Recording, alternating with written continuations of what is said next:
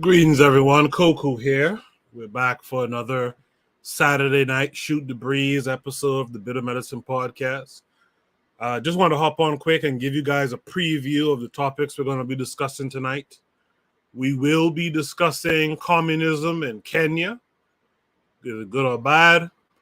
We'll be discussing how do we fix the black family. We will be discussing a sports caster who thinks he is Italian and not black. Some of you guys might be familiar with who that is. We're going to talk about the plot thickening as to who killed the Haitian president last year. We're going to talk about how many big tech people are leaving to join the crypto revolution. We're going to talk about that on Web 3.0 and how that's going to make people wealthy. We're going to talk about a pastor who was jailed for fraud in Miami-Dade County and how this pastor's story was vastly different to the white pastor we talked about 2 weeks ago, who defrauded a family. We're going to talk about how African-centered education is key and how we need to build our own educational facilities and institutions. We're going to talk about why don't black immigrants go back home and fix their country. We're going to talk about, is it better to receive than to give? Well, you guys know my answer on that one. Practice reciprocity. Make sure to at least give back, right? And so we have another story here about JP Morgan Chase Bank as well. So we got those 10 topics tonight. I'm glad you guys are going to tune in. I see folks are here already in the chat saying peace to the fam. That's the pro-black perspective. The Harsh Reality Podcast says we in here. Peace, fam. Daily Affirmations by Pauline says good evening. Dorico Cooper Photography. Hey, I haven't seen you in a while, brother. He says peace, family. Alero is here saying peace, loved one. So I appreciate all you guys tuning in tonight. Let's make it a good one. I'm going to drop the link now as we go into the introduction of the show tonight. But there's the link for those who want to join the panel. And what we're going to do now is we're going to officially start the show.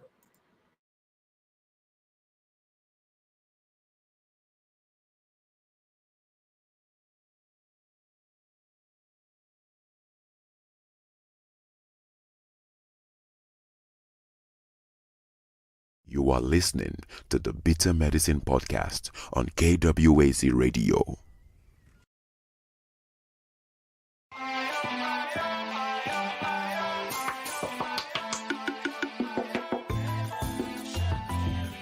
Welcome to the Bitter Medicine Podcast, where it's all about black empowerment. Our show focuses on black news and entertainment, arts, science, economics, history, people, and strategies that uplift, empower, and motivate Africans within the diaspora. And now, your host, whose favorite color is black, Goku.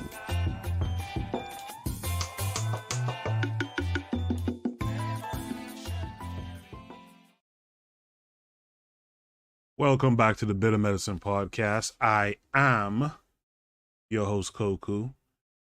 Just want to remind you guys before we get the show rolling that this show is part of a podcast network called KWAZ Radio. There are other shows on the network you are invited to tune into. This is D Webb with the Harsh Reality Podcast, asking you to tune in where we tackle the news of the day that affects our community, only on KWAZ Radio.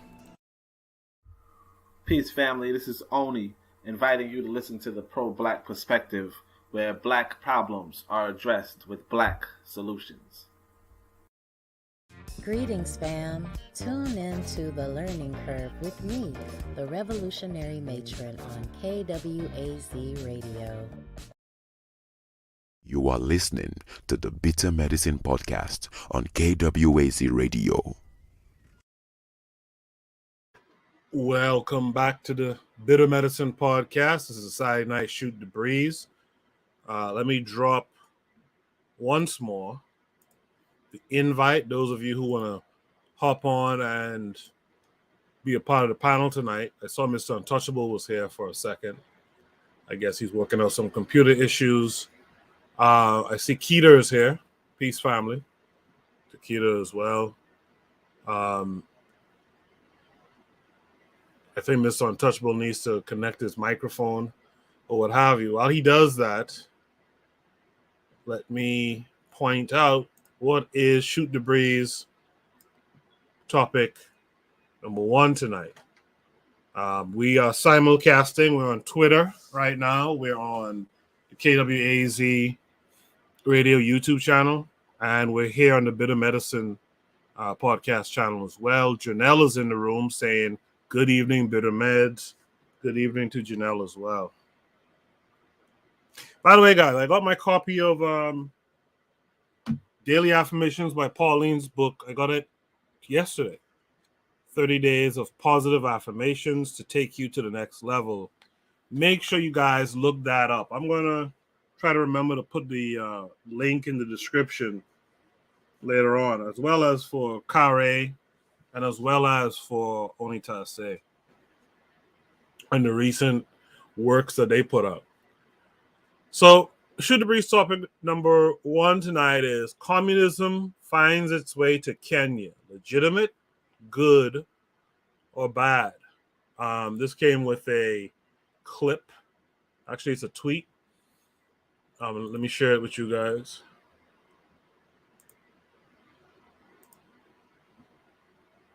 Let me share with you guys. Mr. Untouchable says he'll be here soon, so we'll get into the topic until he gets back. So this tweet says, CPK Youth League setting the tempo for August elections. All the revolutionaries and progressive forces are on high alert to drive out the robbers of the people. In unison they sing, in high morale, all corrupt leaders must die. Hashtag Booker on Yellow Bureau. Let me just look something up real quick because I'm not aware of it. Yeah, so let me see something.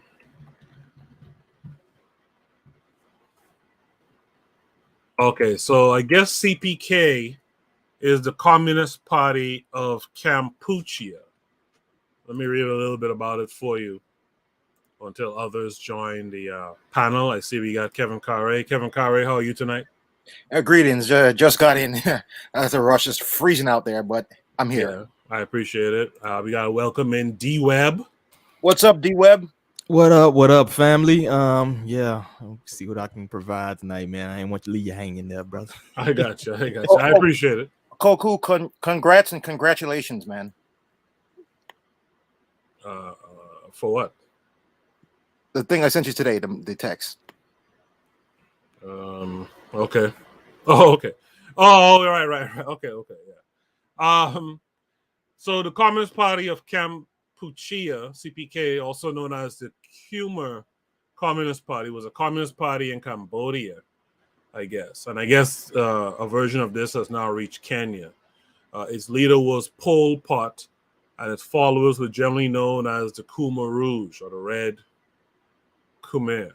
Originally founded in 1951, the party was split into pro-Chinese and pro-Soviet factions as a result of the Sino-Soviet split, with the former being the Pol Pot faction and the latter adopting a more revisionist approach to Marxism. As such, it claimed in the 30th of September 1960 as its founding date, then as the Workers' Party of Kampuchea, before being renamed the Communist Party in 1966. So that's just a little of its background again. Let's listen to the video itself.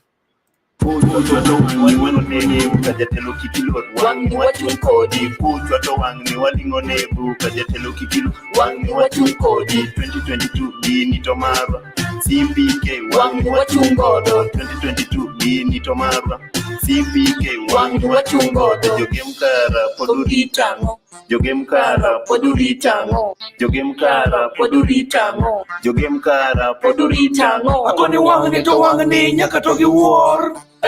Nyaka to gi war. Akoni wangani to wangani nyaka to gi war. Nyaka to gi war. Akoni wangani to wangani nyaka to gi war. Nyaka to gi war. Akoni wangani to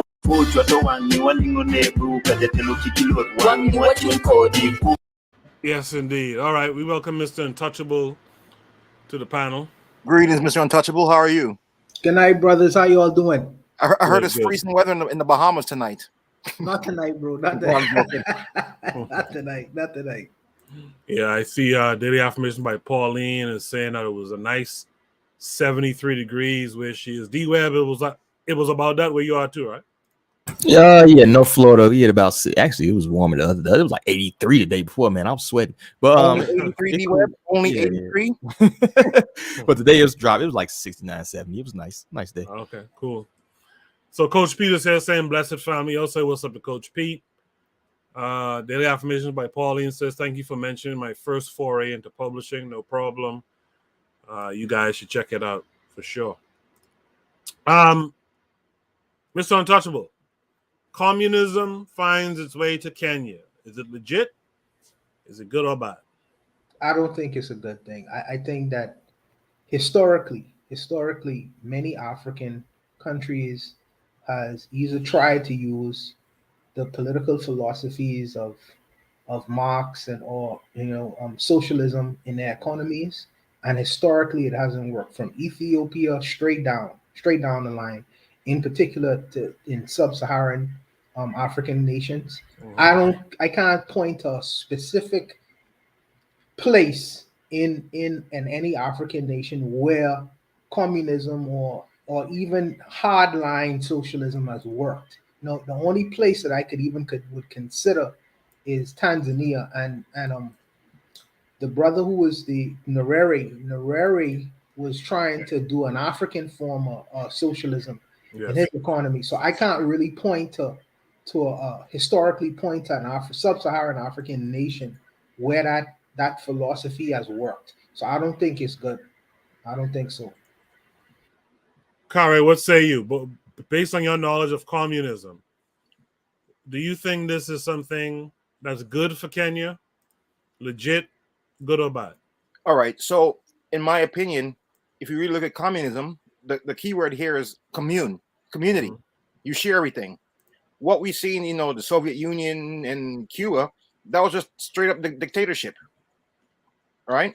Mm-hmm. Communism was never really truly realized. Yeah, that's just straight up dictatorship, man. And my other thing is, why are we going using outsiders' philosophies? Why can't we make our own? That's the problem. Why do we keep adapting these people's way of life? No, that's not going to work. That's a foreign agent you're bringing to your country. What I find funny is that, so in Africa, from what I understand, there was the concept of Ubuntu, right? Like this communal approach to the way of life. And what happened with a lot of Black revolutionaries, they thought that this European concept of like socialism, which communism is a specific form of, right? They thought that this mirrored or could mirror or at least would resonate well with Africans based on the traditional way of life, where, like you said, Kare, everything was community, right? But the problems is that when they architected this belief, it's a belief based on this kind of denial that there is this thing called racism or white nationalism, however you want to put it, and that it'll never benefit, as stated, it won't benefit Black equals African people. So I think that's where we have to begin. We have to begin in that this is a European concept, like Kare alluded to, right? And that European concept is for a particular European problem. We have to, although Nyerere, I guess, his issue was he was too doctrinaire in that they tried to put an African dressing on it, but it was still doctrinaire socialism. So we basically need to look within and find the solution that resonates with our people the best, not copy it from someone else and try to make it black. This is where we run into problems. We try to make stuff African or we try to make it black, but what we really need to do is make something authentically from within us being African. D-Web, what say you? Legit, good or bad? I think everybody know how I feel about commies. But just from a historical perspective, communism has never worked, right? And it always kind of leads to a genocidal type of deal. You know, you spoke of Pol Pot and Stalin and Lenin, and we know these things that happen in historically, right? Mm-hmm. And also you can make the case like, but this is coming from an African mind state or as African peoples initiating this. But at the same time, we know a lot of African people have a European mindset, a Eurocentric mindset.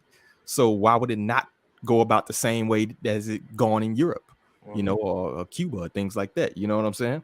Also it's kind of like the playbook, yo. They target the minority or the downtrodden people. If you look at any communist movement, it starts with the people who have the least, right? Because to them it's even in the playing field, right? And it's always mostly the youth, right?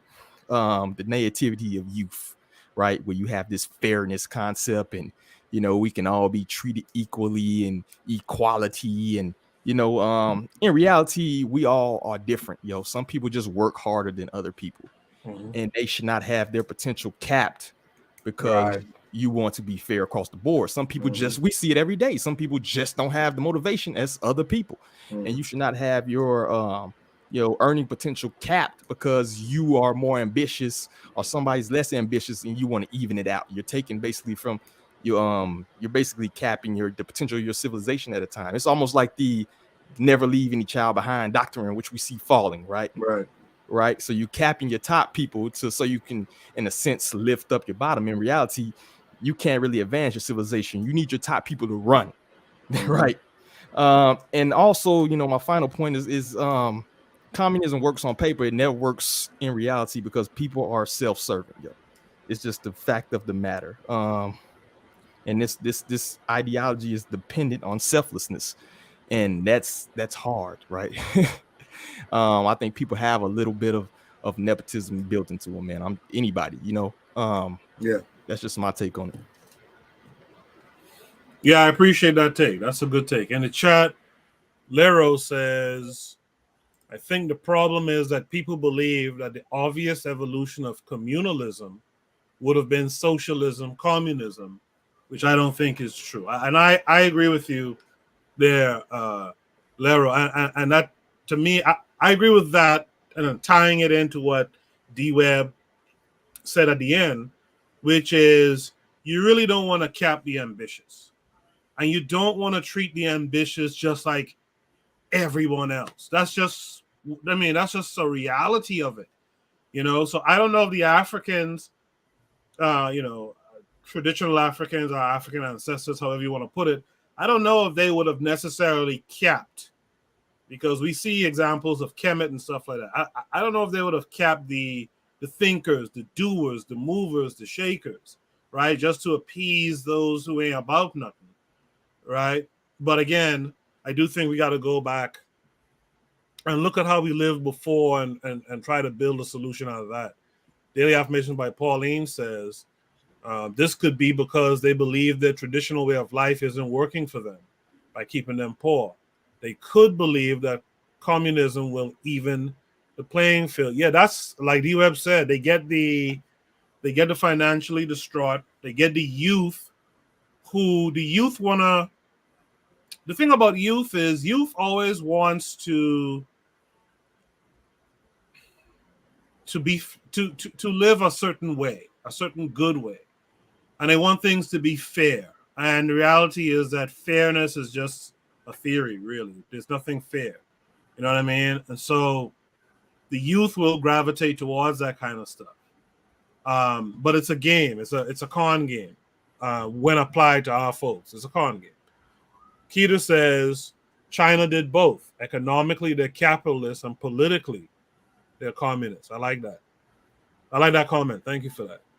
Lero says, I do think both capitalists and communists are not innovative enough to dig into African culture value systems and build their economies based off of those principles. That's interesting. What do you guys think about that? I'll start with Kevin Carre. Lero says she doesn't think both capitalists and communists are innovative enough to dig into African cultural value systems. How do you feel about it? I agree. As I said from my earlier statement, these are outsiders bringing their ideology. You know, that's like me going to France and saying, "Oh, I just want you to speak English." They're gonna look at me like, "Yo, well, get the hell out of here, man. Our system already working without you here. Why do we need you?" Right. You know. Okay. What say you, D-Web? I mean, to me, that's kind of a broad statement. It's kind of ambiguous to me because you can have innovators regardless of any economic system. You know what I'm saying? That was going to be my next question too. Is it the economic system that stops them from being able to dig into an African cultural value system? And what is the African cultural value system? You have to go into, because once again, I don't like to talk as Africa as a monolith. And that's what we tend to do. We tend to talk about the continent as a monolith, like it's not 54 or 55 countries and different tribes and different people who have different ways of doing things. So I would have to dig deeper into that. It's too broad for me to really, dig deep into that. What say you, Mr. Untouchable? For me, I find it strange that none of these African countries has never sought to consider a political ideology outside of itself. I mean, they always rely on political ideologies outside of itself, and I don't understand that, because you have very intelligent political theoreticians who are African. They've written many books on the subject, so I don't understand why they just hopscotch over the whole African continent and tend to lean. White ice is colder, man. Yeah, I really don't understand that. But it's not to suggest or say that you can't take the good from different situations and then try to see if you could nestle it into your situation. But it's really just putting somebody else's jacket on you. I know people will say that, but I would not look at the outside and see what other nations would have done to see if I could incorporate it, but not wholesale. But for me, from my perspective, I personally think that as far as innovation is concerned, I feel like there's freedoms in living in a system where you could innovate something and be compensated for your labor, and that might seem capitalistic, but that's from my perspective in looking at two sides of the glass. That's what I see. Now it could be different, but I have not necessarily lived under that system where it is. From so far, from what I could tell, as far as innovation and allowing that innovation to flourish, I really only see that in one system. And if someone could give me another alternative, I'll be all with that. Maybe it's not been done yet. Maybe Africa is not given the world that yet. But I think that we have enough political theoreticians who already then look within countries and continents and wrote about it.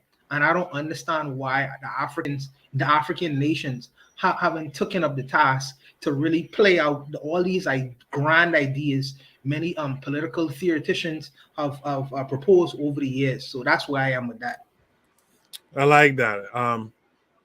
D-Web, you had something you want to add? Yeah, just to add to that, we also got to keep in mind that none of these systems are completely capitalist or completely communist. Right. Like Ketter was saying, they just lean one way or the other. They may be 60-40, they may be 70-30, they may be 45-55, but none of these countries are completely capitalist and are completely socialist or communist. It's different. We got public schools, we got public roads, you know what I'm saying? We got a welfare, social safety nets, everything, right, of almost a communist nation would have. So we got to keep that in mind. It's kind of an illusion. It's kind of a game they're playing politically where they're trying to pit these two ideologies against each other. In reality, everybody's going to be a hybrid. It's just if you want more of one or more of the other, That right there, I like that. And I also like this comment from Lero. She said, I think that's kind of the point. We will dive deep into understanding capitalism, communism, but not dive into studying our own economic histories and taking what's good. I agree with that. Keita also said Africa is still part of a broader world. She can't develop on her own. She'll need foreign help and influences.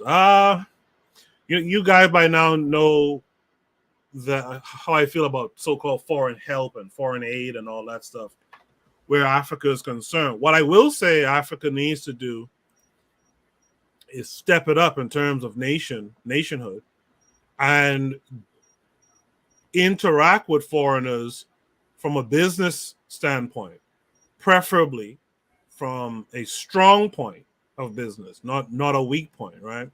The learning curve says, I think that troops of performers had a communal system that interacted with other economic systems globally and produced quote unquote wealthy creators globally. Let me read that one more again. I think that troops of performers had a communal system that interacted with other economic systems globally and produced quote unquote wealthy creators globally. I see we have Marcus McGee here tonight. I want to say peace to Marcus McGee.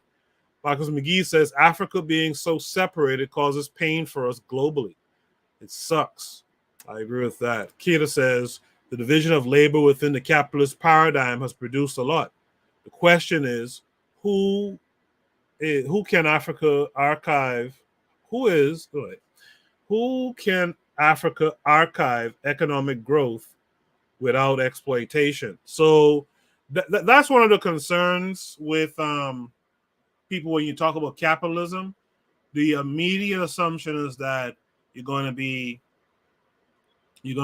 exploiting per se, but people don't understand that a lot of the capitalism that we disdain, especially today, a lot of that is actually crony capitalism. A lot of capitalism that we disdain historically is capitalist imperialism. What I mean by that is I agree with a lot of people on the panel here. I've talked about this on the show before, that the guys who the folks who are putting in that work, who are motivated and putting that work, you just have to treat them differently. Your talented 10th, for example, you have to just treat them differently. That's just what it is. You cannot expect an output from them, high output from them, and they're looking to the left and their right, and they're seeing dudes eating a biscuit just like they're eating a biscuit, to quote Only Ty said. Any last words on this, guys? Yeah, you mentioned something about Kampuchea or Pol Pot. If only the young folks would look at what happened, look at Cambodia before Pol Pot, it was thriving and successful. And when Pol Pot ruled that country, it was terror. Mm-hmm. They still have those skulls like that as a reminder of his terrorism. Yeah, D. Webb pointed that out. When you talk about communism, a lot of times for that even to look like it's going well, there's a lot of destruction there. A lot of death is involved in that. People are wiped out, man. People go through a lot of poverty too, to be honest. And you don't really even need to go to even Pol Pot, even in Africa, in Ethiopia with Mengistu, when he overthrew the emperor, and he had his version of communism with the Derg, it was many people died. There was a lot of genocide that happened, man. So I just, like I say, historically, I have not seen it yet work. And maybe someone could give me this is my issues that I have with Julius Malema, because he's a Marxist. He is a Marxist, yep. But I have not seen it work. But if someone could show me something different, I might take another view. So. In the chat, Kidder says true to D Webb, to what D Webb said. Lero said the difference is that we are in a post-industrial world and Africa is still in its process. So that's where the work comes in, developing it to today's standards. I actually absolutely agree with that. Bobby Wright is here, y'all. I'll say what's up to Bobby Wright. He says, greetings, Coco, and the panel. Greetings. Great. All right, let's go to Shoot the Breeze topic number 2 then. I like how this started. That was a good discussion. For you guys who are not aware of communism, socialism, I would suggest you study up on that stuff. It's interesting, and I can see why a lot of leaders in the past got caught up in some of that stuff. I get it, but we have more information now, so you guys should look into that if you don't mind. Shoot the breeze topic number 2 tonight. How do we fix the family is the prompt. Here's the Instagram. If the family doesn't improve, the civilization doesn't improve. What I'm talking about is the relationship between a man and a woman. If that improves, then the civilization improves, because the man and the woman raised a child. So if the man and the woman are healthy, they're going to raise a healthy child. And a healthy child said, I want to be free. That's a natural response for a healthy child. So what I'm saying is that the mother, the father, the husband and wife, that union is the basis for how the civilization is structured. If you want to destroy a civilization, you break up that relationship. That's why they sold the child, sold the father during slavery, just bust up the family. That's the first thing they did. In order for us to get back on key, back on point, we have to put that together. But the family is the most important unit in a civilization. That's what you build a civilization upon. That's what you build power upon. So I actually like what Layla Africa says here. And there's something he says here about the youth, about what the youth want. That ties back into prompt number 1, when D-Web said that things like communism and stuff, they really get to the youth because the youth want to see a certain world. So I'm going to play this again. I want you guys to pay attention to again, and let's talk about it. That's how you move a civilization. If the family doesn't improve, the civilization doesn't improve. What I'm talking about is the relationship between a man and a woman. If that improves, then the civilization improves, because the man and the woman raised a child. So if the man and the woman are healthy, they're going to raise a healthy child. And a healthy child said, I want to be free. That's a natural response for a healthy child. So what I'm saying is that the mother, the father, the husband and wife, that union is the basis for how the civilization is structured. If you want to destroy a civilization, you break up that relationship. That's why they sold the child, sold the father during slavery, just bust up the family. That's the first thing they did. In order for us to get back on key, back on point, we have to put that together. But the family is the most important unit in a civilization. That's what you build a civilization upon. That's what you build power upon. That's how you... Yes, sir. R.I.P. to Dr. Layla Africa, too, by the way. So the prompt says, how do we fix the family? If the family is the most important unit in terms of nation building, a nation, how do we fix the family now? Kevin Carre, I'll start with you. All right. There's a jump. You ever heard the martial arts called Aikido? Yeah. I forgot the name of the founder, or Horashi. I forgot his name, but he makes a good point. He says before you can start to build anything, you must start with the home. Start cleaning, clean up your house, clean yourself up. Then you bring in a woman, and that from there, you gotta start with yourself first. Change your ideology. What you're seeing now is like, especially this week. I mean, all of us knew about this growing up, but what you're seeing now, 2 youth got a wake-up call dealing with the white people. That kid in New Jersey and that girl in Rialto, California. They weren't taught better. I blame the parents for that. But we need to start. Another thing we need to start doing is we got to separate ourselves. The problem, we all know the problem is the enemy is white folks and other non-black folks. But the enemy is glaring is a lot of the people in our community. That's where you got to start first too. We got to start separating ourselves from them, man. All right, let's welcome in Azuli. Azuli, what say you? Yo, I'm reading this thing, right? They say stuff. There's nothing as a coincidence. So I'm reading this thing that I read maybe 15 years ago, a book about Layla Africa. It's called The Nutricide. Yeah, I'm reading the notes right now as you put it this. I was not way before you started this. So he said the purpose of African coupling, marriage, offspring, and procreation is to strengthen and uplift the culture and family structure. The first technology science of Africa is the family.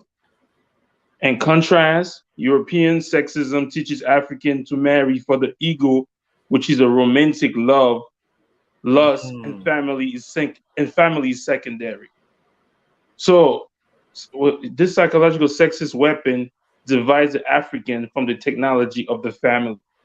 So, a lot of Africa has been saying that the family has to be saved, and in order to, we have to mend the difference between black men and black women.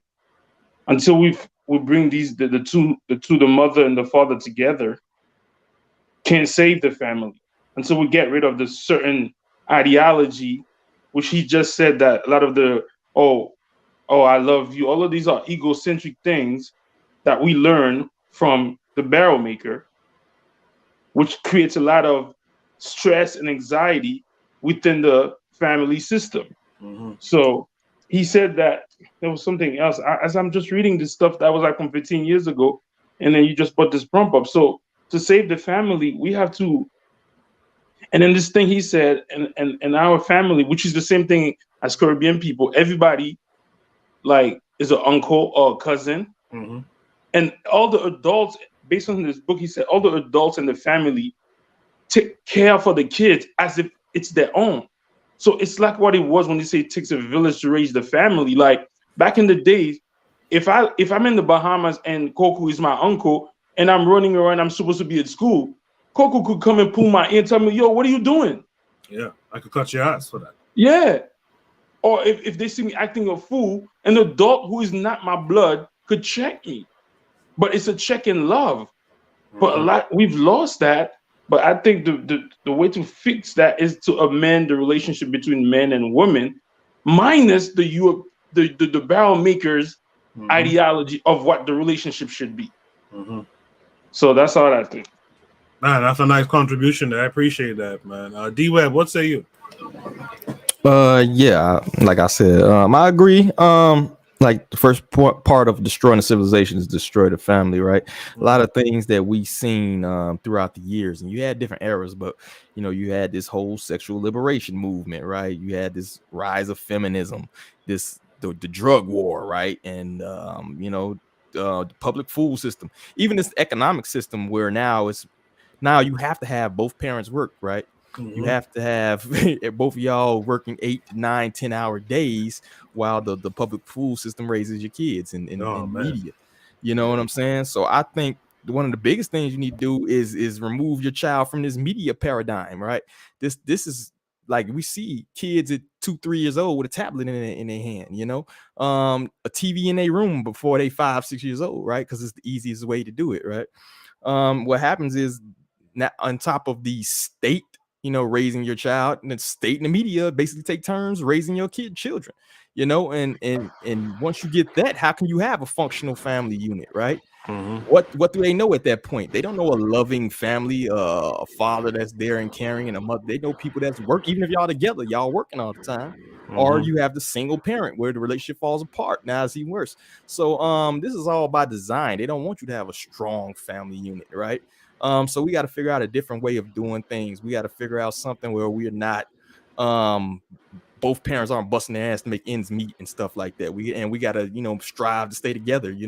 I think people have this ideology where we fall into the Notebook generation, right? Where we watch these romantic movies and think that it's supposed to be like birds singing and heart fluttering every moment you see your partner. In reality, you should focus on the loyalty, right? Once you create that family, you need to be loyal to that family, right? You're gonna fall in and out of love with your partner, right? It's gonna be fleeting. It's gonna come, it's gonna go. But at the end of the day, you're supposed to have that loyalty to this person because y'all raising a function. You're basically raising the future. This is the future of your civilization and your people.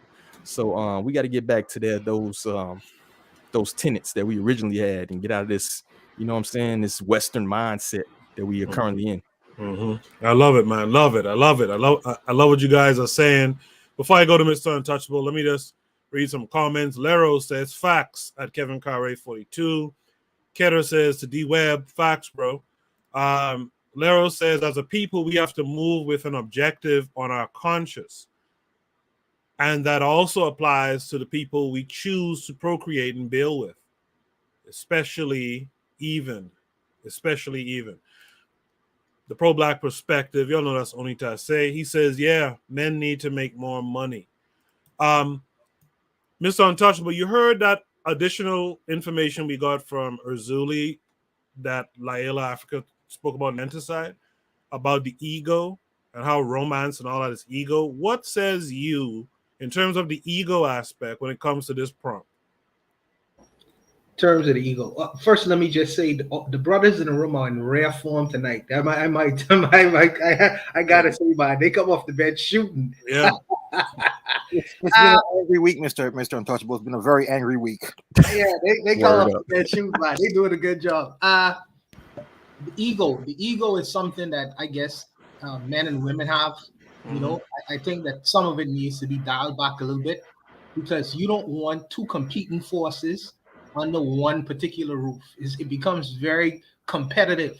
It's like, you know, you're supposed to be competitive in the workplace, but when you bring that ego-driven, you know, I must be whatever in the home, you know, it just really creates chaos for me, from my perspective. Yeah. But on the issue of family, the first thing I look at that, when I look at that and I see that we have to define what the term means. You know what I mean? Especially with us, because family, traditionally, so one could say that family means a man and a woman and children, but that's not necessarily been the case, you know, for our situation. Now, is it?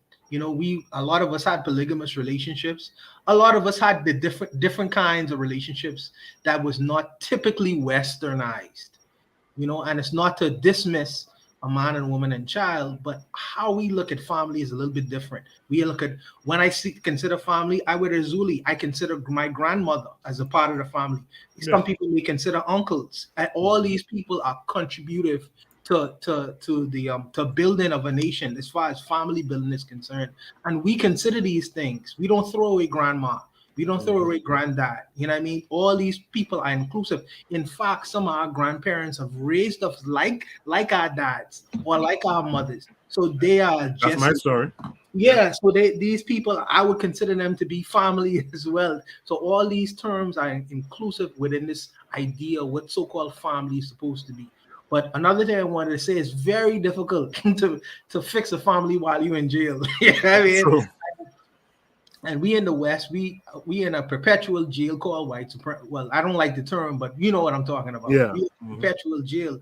And we've been educated and taught against that notion of this idea of a strong family-centered unit. They want us to look at the government. They want us to look at them to be their so-called daddy, you know, so-called mothers.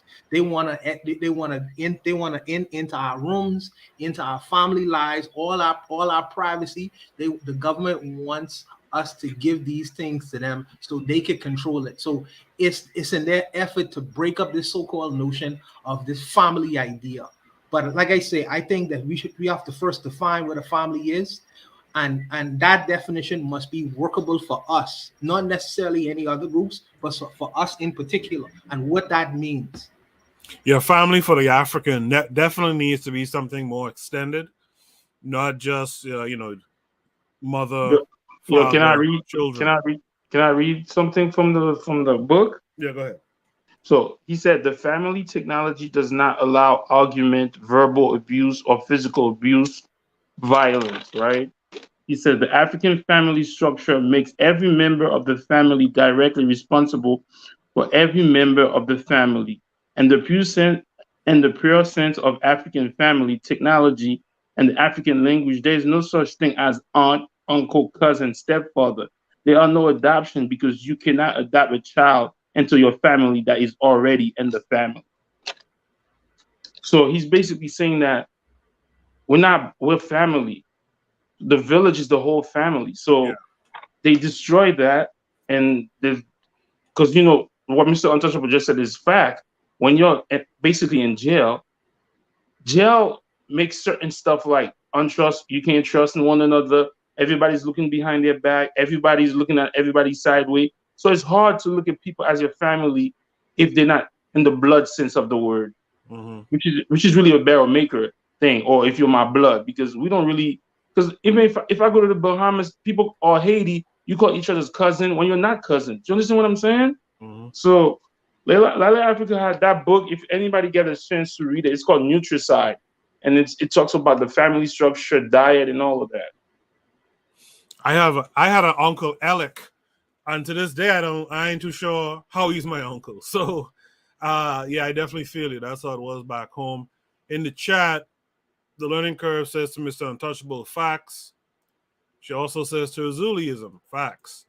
Lero says it may be controversial, but I think focusing on the quote unquote nuclear family is necessary but somewhat limited. As others said, we must define what family means for ourselves. Great comment. Thank you.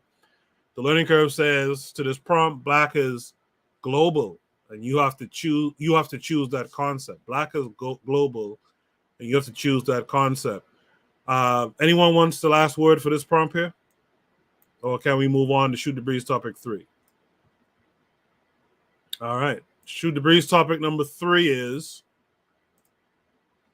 this asshat thinks he is Italian and not black. Let's get to the asshat here shortly.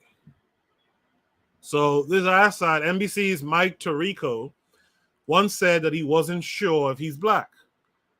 While the players are usually the main attraction, certain sports broadcasters can become part of the home viewing experience. During his time in the booth, for example, John Madden often provided as much excitement as the game itself. While NBC's Mike Tirico isn't in the legendary broadcasters category just yet, he has become one of the most recognizable names on sports television. Given his lengthy career as a member of the sports media, Mike Tirico is no stranger to interviews. One which took place in 1991, however, made headlines for an unexpected reason. The broadcaster said he wasn't sure if he was black. Let's see what this video is going on about. Does it play? Yeah.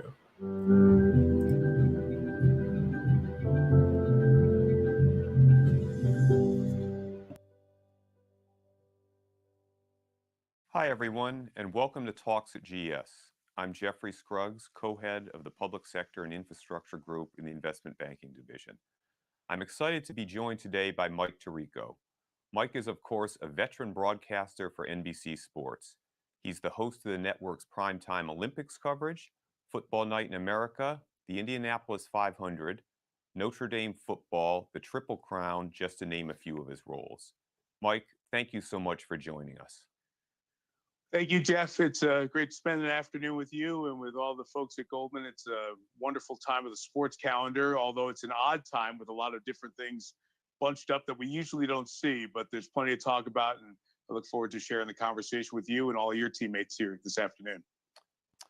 Well, first, Mike, let's take the first section as being talking about your journey as a sports anchor. Let's start on your path. First, you grew up in Queens. You were raised by a single mother. Your grandfather actually worked at Shea Stadium. When did you fall in love with sports and know that you wanted to pursue a career in sports broadcasting? I would probably say shortly after birth, and mean it in many, many small ways. I loved sports. I was in a house where the conversation was always about sports. The New York Daily News showed up at the stoop, the front steps to our attached two-family apartment in Queens. And it was immediately look at the front page, flip it over, look at the back page, and read it back to front. So it was one of those places. So I guess the DNA of being a sports fan was there right from the start.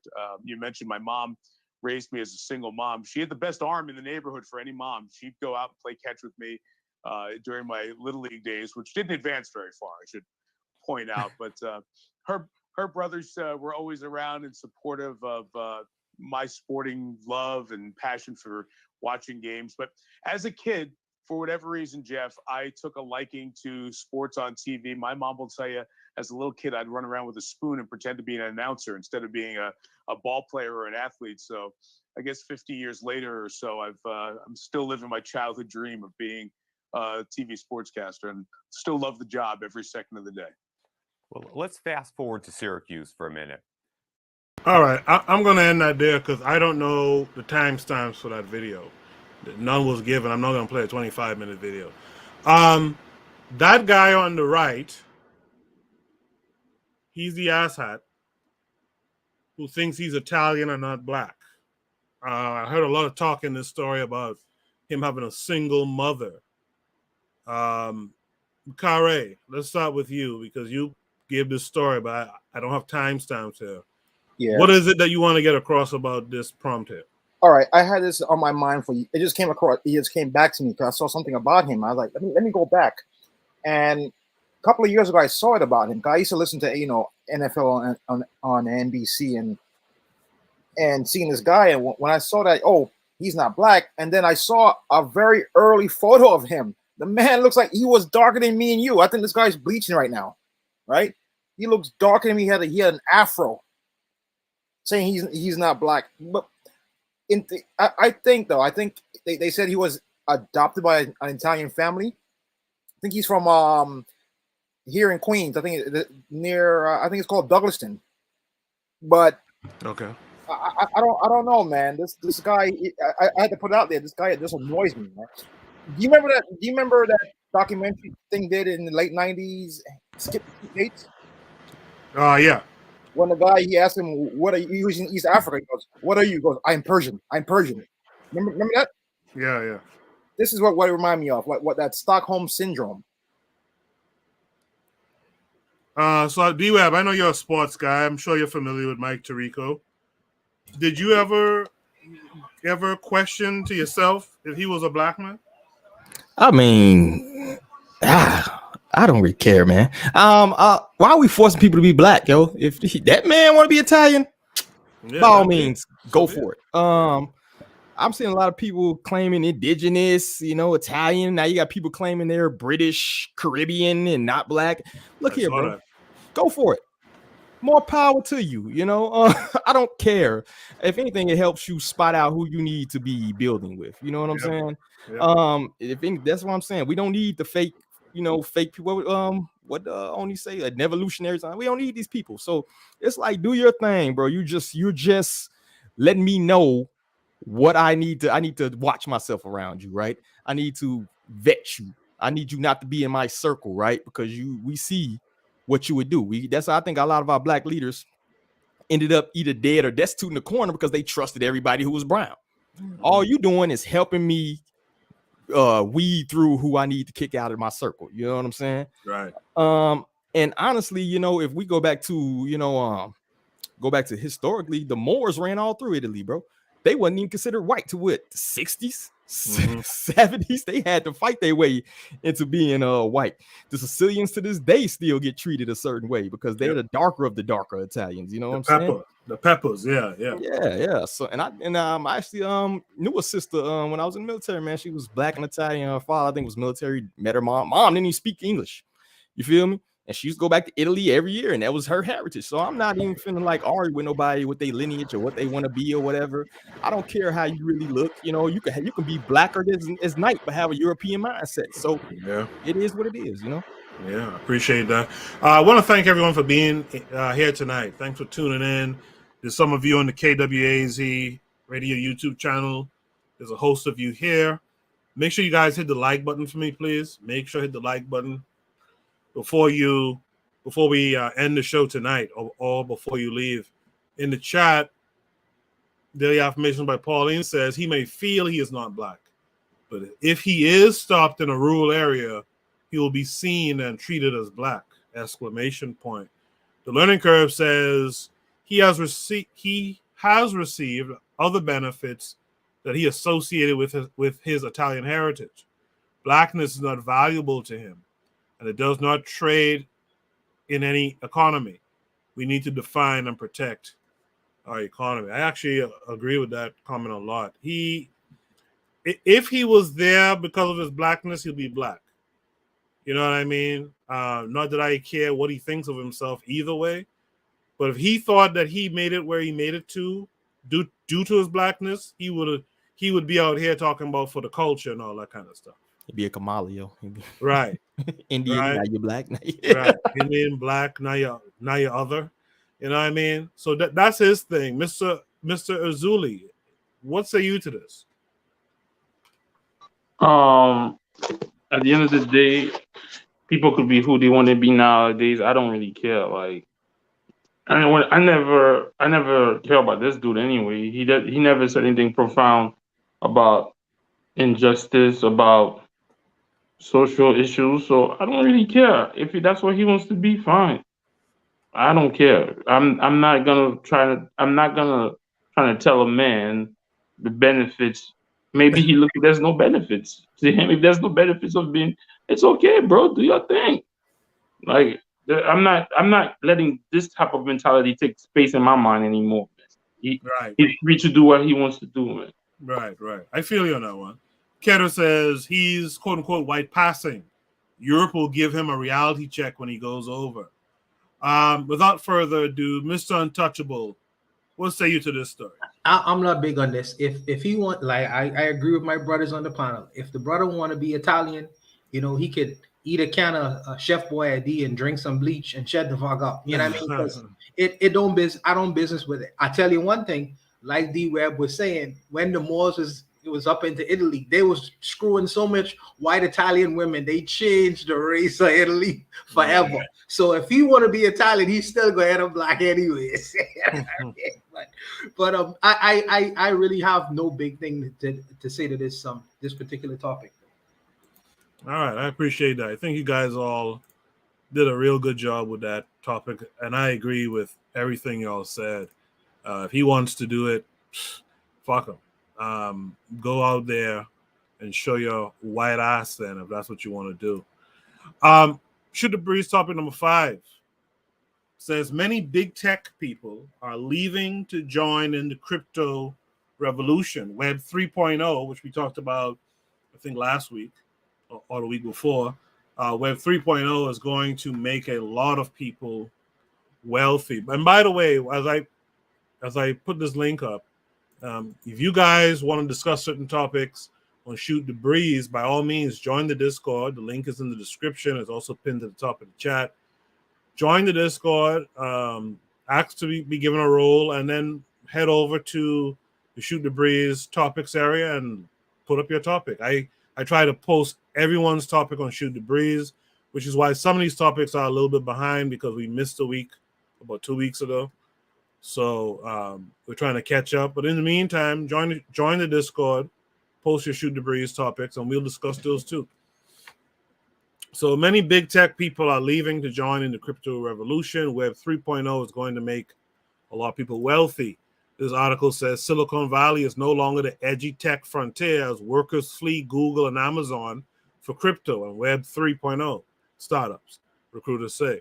So Zuckerberg, whatever. Just a couple of years ago, landing a job at Uber or Twitter was like striking gold. And while that still may be the case for plenty of aspiring tech workers, another space is encroaching on Silicon Valley's position as the hottest place to be. That's Web 3. 8 tech recruiters told Insider that they're seeing a significant trend of high-profile executives and developers leaving established firms to cryptocurrency and other decentralized tech ventures as the once fringe startups elbow their way to the forefront of the industry. Quote, we are unquestionably seeing some of the best and brightest of Silicon Valley or tech move over to crypto, says Scott Fletcher, whose film Intersection Growth Partner has pulled several very senior folks out from Amazon, Meta, and Google, told Insider. I've been at this a long time, he said. I've never seen change happen this quickly. Right? It continues. We don't know too much about Web 3, the supposed next iteration of the internet, except that in theory it will live on the blockchain instead of centralized websites run by the likes of Google or Amazon. It's such an odd category, says this guy. A managing partner at Artisanal Talent told Insider. It means everything and nothing in some respect. But as undefined as it is still pretty appealing to pretty appealing to many of big tech's top brass. You know what? I think we get the point. D-Web, you're kind of into this kind of tech and tech kind of economy type thing. What says you to this prompt? You're gonna see a push to digital, man. NFTs, Ethereum, the metaverse, these things are things that are gonna take up. We all know when it comes to any kind of innovation, the first the first people to get aboard are usually one to profit, right? Even if you was like the first one on like a Twitter or the first one on an Instagram, right? Yeah. You probably garnered thousands and thousands of followers just for that reason, and now you can monetize your page. You know what I'm saying? So it's kind of the same way in the tech space where a lot of people see the writing on the wall. Everything's going digital, man. It's just you're not stopping that. The thing is, I'm not sure that's a great idea. I'm not sure that's great for the people. I'm not sure that's great, particularly for Black people.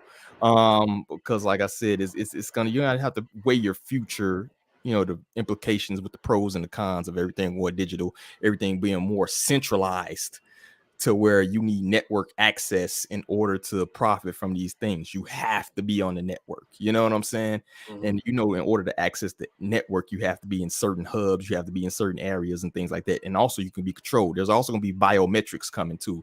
I can almost guarantee that. The problem is, the dollar is faltering, yo. If we look at the dollar, right? You lost 10% of your money. You ain't even do nothing this past year. Like, you lost 10% of your money. So crypto is coming. I don't care what anybody says. Like, it is what it is. You can even make a case that they're pushing us towards this crypto type of deal. And tanking the economy on purpose by giving out, money on end, just keeping the money printer going. So you're going to see that, and they're trying to figure out a way to regulate it now. One of the biggest issues they have right now is trying to regulate and be able to tax crypto transactions. And everybody's talking about it, right? So that's the future, and I think a lot of the I see the affirmation. I don't want to ruin the prompt because I know you're probably gonna put it up there. But she said, I talk about how a wealthy person said he would not invest in anything. People said the same thing before the stock market crashed, before 1929, right? When you're setting your ways and you're used to, a certain way and you're making money this way, you can't really see the, particularly if you're comfortable, right? You're not trying to innovate because the system that you're in right now is already profiting you. Yes. You know what I'm saying? But you can see like dudes like Elon Musk, maybe a younger billionaire, he's deep into crypto, super deep. You know what I'm saying? So you have to pay attention to who you're dealing with. If you're looking at a Warren Buffett who's 80 years old, he may not be able to see what the future implication is, but maybe a younger billionaire maybe can see. So you kind of got to follow their moves. But digital's coming, so you can either hop on or you can not. You know what I'm saying? But there's no stopping that train, bro. Okay. Daily affirmations by Pauline said, I watched a video this week where a very wealthy man said crypto was like a fad, but he will not invest in it. I think, D-Web mentioned the Oracle of Omaha just now, Buffett. I think I remember him saying that very same thing as well. NYC Beauties is in the house saying, greetings, family. Y'all check out NYC Beauties YouTube channel. And the Learning Curve says, Buffett just invested $1 billion in a crypto-friendly bank. Yeah, I could see him doing something like that because he would believe more in a typical bank versus crypto. But yeah, that actually trends for Buffett. Mr. Untouchable, what say you to this? For me, tech, I feel that tech literacy is going to be an important thing going forward for our community. But I do believe that financial literacy is something that we have a deficit from, a terrible deficit from. I agree. When you're dealing with large sums of money, or let me not say gambling, but investing large sums of money in a particular thing, you should have some wherewithal for financial literacy first, for me. And then you could even do it simultaneously while you learn tech and tech information or tech literacy. But I think that these things have to be coupled together. You can't really be investing into one without having some understanding about the other. I think that for our community, we have deficits that we have to overcome first. And I am very leery and careful, especially with the idea herd mentality. This is the thing to do. Yeah, and when you have these public platforms steering people in a particular direction, the colonizers, people who control, they're notorious for doing sleights of hands. They would say, look over here, while in effect the magic trick is being done over here. So yeah. I'm very leery and careful when when they try to hurt us into a particular area. For me, I still go with the old school. I'm invested in the precious metals. You know what I mean? The silver, the gold. For me, I don't think that these things will, the intrinsic value of these things going to just go away like that. I think it'll take time first. Yes, we should invest in tech. We should invest in the zeros and ones. But I feel for me, the precious metals are always going to be important in this world. This world I'm living for right now. But I still do study the tech information, try to become as tech savvy as possible. But financial literacy for me is a heavy thing that I invest in as far as my time is concerned. But that's what I am. Erzuli, what say you? Yeah, I'm just trying to find out how I buy XRP in New York. That's what I'm want to learn right now because I heard this shit's gonna be big and I can't do it. This is what I want to know. They not letting you, bro. You're blocked. I had some before and I sold it right before that SEC thing, and I should have kept it. But yeah, because it's the SEC thing that prevents you from buying it in certain places, right? Right, you'll have to do some foreign exchange nonsense to even get at it, you know. But I got Atomic Wallet. They said certain banks won't allow you, but Atomic Wallet seems to say that you could buy it from Atomic Wallet, but they're not gonna give you the same, like they're not gonna give you the same amount that it's worth. So you might buy for 100 and they give you like 88 or something like that. Yeah, they're gonna tax you. Yeah. So that's what I'm waiting on right now. So I don't know what to say, man. Like I don't want to be poor, man. Who was it? Was it Guatemala? No, it's El Salvador that adopted crypto as its currency, as its like currency tender. Do you think that's I mean, that's their nation, that's their country, but is that a good idea? Well, if it's less volatile than their currency, then why not? You know, I think right now it's been bouncing between like 39 and 55. You know, if you do the percentages or whatever, some of these people currency is wild. Yeah. It bounces up wild, so it makes more sense. Like, and honestly, they got to the point where they got ATMs in America right now. You can withdraw your cash for the crypto or whatever. You know what I'm saying? So it's not like you just dead in the water. Now I think it's really just Bitcoin for now, but if your currency and your economy of your nation is very unstable, it makes sense to switch over, you know. And you also don't have to deal with the regulations like we got to do. The Federal Reserve, I ain't gonna go into too much of a history lesson, but the American economy basically borrows money from the Federal Reserve and hands it out to the banks who give it to you. And all of this, you're taxed along the way, and you kind of cutting that middleman out when you go to putting your economy on the crypto thing, you know, the blockchain. Yeah. Okay. All right. So yeah, if you guys, by the way, Dorico Cooper was really good at this.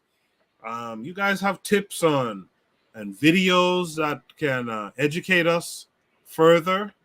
You guys join the Discord, or if you're on the Discord already, just post them under one of those channels, tips or whatever. Post those videos so we could actually go in there and check it out and learn something and keep up to date. And that goes for financial literacy. That goes for Web 3.0. Make sure you guys go there and post interesting videos, to keep us all up to date. Hey, breaking news. I don't know if you guys heard. Remember the guy that sued the NFL for racism? Yeah, Flores. Yeah, he just got hired by the Pittsburgh Steelers, which the Rooney Rule is named after. The Rooney family, I think they still own the Pittsburgh Steelers, so they hired him.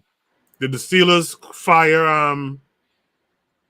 the other black guy? Oh no, he's a linebackers coach. Brian Flores now is not the head coach. He's linebackers coach. Well, they hired him as a linebackers coach. So that's interesting. Well, I guess he figured he wasn't gonna get hired as a head coach again. So, but they got a black. They the one team with the black head coach too. So it's like the NFL. They're basically hedging that lawsuit. Like, you look at here, you got a black team with a black coach and a black lineman, and you're suing us.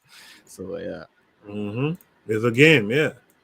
Let me post Shoot the Breeze topic number. What's that? Is that number 6 coming up? Let me check that again. That quick? My goodness. They need big tech people. Yeah, so that was Shoot the Breeze topic number 5. So what we'll do we'll do a little station ID break here since we're at the midway point. And when we come back, we'll finish off the rest of the topics for tonight. Where is it? You are listening to the Bitter Medicine Podcast on KWAZ Radio. This is D Webb with the Harsh Reality Podcast. Ask you to tune in where we tackle the news of the day that affects our community, only on KWAZ Radio. Peace, family. This is Oni, inviting you to listen to the pro-black perspective, where black problems are addressed with black solutions. Greetings, fam. Tune in to The Learning Curve with me, the revolutionary matron on KWAZ Radio. You are listening to the Bitter Medicine Podcast on KWAZ Radio. Have you ever considered joining KWAZ Radio? Each of our hosts shares their unique perspective with you. You might have a perspective that needs to be shared. If that's true, hit us up at kwaz.radio@gmail.com.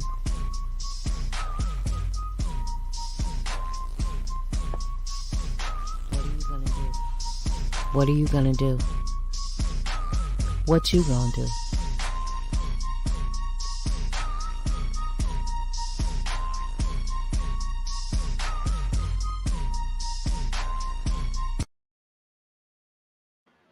All right, what are you going to do? You know, the matron, thank goodness for folks like matron. The matron pointed out that I did indeed skip Shoot the Breeze topic number 4. So let's put in Shoot the Breeze topic number 4. Hold on, let me find it again. Sorry about that, guys. Shoot the Breeze topic number 4 tonight. So that's when you have to hit all these switches. This type of stuff happens. So Shoot the Breeze topic number 4 is the plot thickens as to who killed the Haitian president. Azuli, you should come back to the panel for this one. The plot thickens as to who killed the Haitian president. So this came with a link. Let's go to it.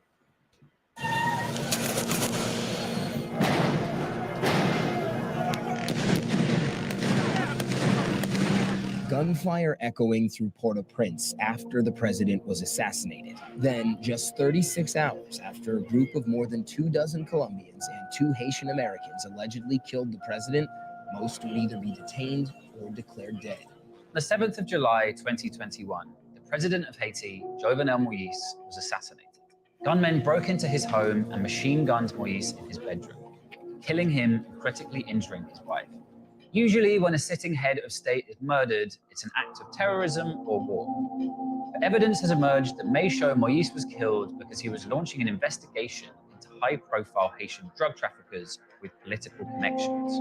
This is how drug cartels may have killed the president of Haiti.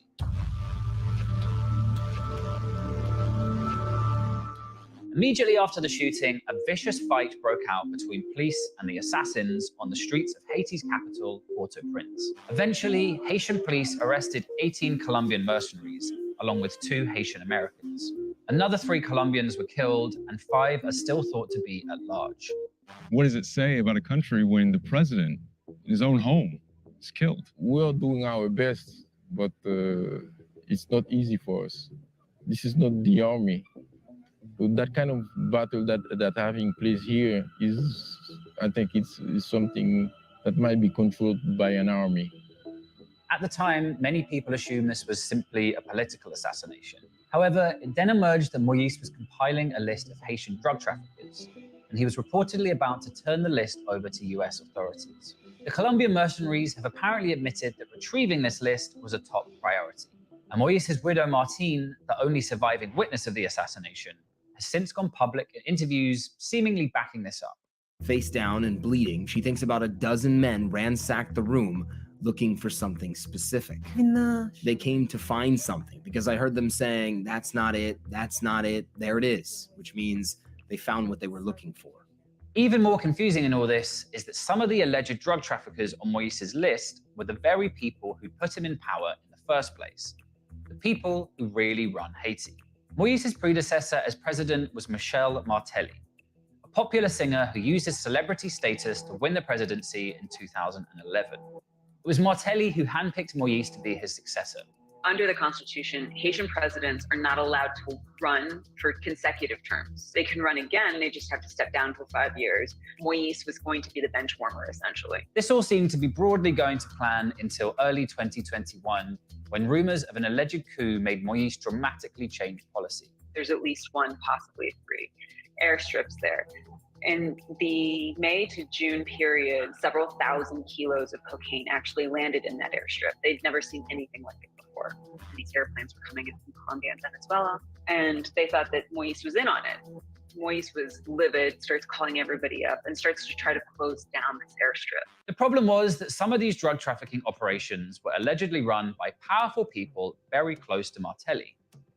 This is Charles Kiko Saint-Remy. He's a Haitian businessman with interests in everything from hotels to eel fishing. He's openly admitted to trafficking drugs in the past, but insists his current businesses are legitimate. However, across international law enforcement, the assumption is that Kiko is still a major player in Haitian drug trafficking, and is reported to have been one of the key names on Jovenel Moïse's list. He also happens to be the brother-in-law of the former president, Michel Martelly. Drug dealers, people who are involved in the drug business, are ruthless killers. They don't play around. So a lot of people become very afraid of Kiko Saint-Remy. And they couldn't challenge him because, after all, his brother-in-law was the president. What's perhaps most suspicious about the assassination in July is that Moïse's own security team didn't fire a single shot. They stood down and let the assassins through. Why do you think that guard tower was unmanned? It was like a routine. So sometimes they have people, so sometimes they don't. So. Just luck of the draw that night? Seems a little strange, no? Well, I don't know. This is Dimitri Herard, who was head of President Moïse's security detail. Dimitri Herard is one of the chief police officers who runs the presidential palace security. Moïse never trusted him. Moïse would constantly say, like, these people are traitors, I don't want to talk to them. And these are the people who are in charge of the president's security, right? Forces stood aside, assassination unfolded, and Dimitri basically didn't lift a finger to save the president. He used to work for President Martelly, and has been reported to have been spying on Moïse directly for Kiko. But Herard, the head of the president's security team, also happens to be a major suspect in one of the biggest drug trafficking cases in Haitian history. He was reported to have used police vehicles to transport vast quantities of cocaine and heroin, in a case also involving Kiko. Herard has now been detained by authorities, with Colombian police reporting that he visited the country several times in the past year, leading to suspicions that he recruited the mercenary squads. But the case gets even murkier. It's since turned out that at least one of the Haitian-American suspects detained after the assassination was a former DEA informant. And video has emerged showing that the gunman actually gained access to his home by claiming to be DEA themselves. At least two of the main suspects in the assassination were former DEA informants. Drug dealers flipped by the DEA to become informants. And these are people who killed Haiti's president. The war on drugs has basically led US foreign policy for several decades now. And the DEA feels no need to answer any questions. Drug corruption is so endemic in Haiti that it's even spread to the DEA mission there itself. Whistleblowers have alleged that millions of dollars have been misappropriated, and that DEA operatives were even giving tip-offs to Haitian traffickers, including Kiko. In 2021, the US Office of Special Counsel issued a formal reprimand to the agency because of the situation in Haiti. They are certainly not going to give up their lives at the battlements for some cause. There is no cause for them. Their cause has always been greed and violence. High-level drug corruption is nothing new in Haiti. The country sits almost exactly halfway between South America and Florida. And its poverty, unstable politics, and lack of rule of law make it an ideal hub for narco-trafficking. The trade exploded in the 1980s with the American cocaine boom. and the Haitian elite got involved almost immediately. The most recent estimates indicate that 8% of cocaine that enters the US will come through Haiti or the Dominican Republic, which share one island. Since the 1990s, the drug business in Haiti has become the #1 business. Many politicians who got elected in parliament, who became ministers, are involved somewhere, somehow, with the drug trade. As so often with the war on drugs, this is a complex case. And we can't pretend that Jovenel Moïse himself was some kind of super clean anti-corruption warrior against the drug cartels. In fact, Moïse was widely accused of maintaining control through links with violent Haitian street gangs, in particular the G9 and its leader, Jimmy Barbecue Cherizier. Cherizier is a former cop who quit the force to become a kind of street godfather, unifying 9 of Haiti's biggest criminal gangs under his control as the G9. It's also alleged that he was strongly allied with the Moïse government, receiving weapons and protection from the police in return for attacking areas that voted against the government. Do you see G9 and yourself as a legitimate authority here in Haiti? Nous connaissons que nous sommes force politique, nous sommes structure sociopolitique, sont structure sociopolitique cap goumé pour moun qui pi mal yo pour nous comment nous capable. A social political movement that carries around pretty large weapons. But for all of Cherizier's posturing as a defender of the poor, he's accused of carrying out brutal massacres, often on behalf of the Moïse regime.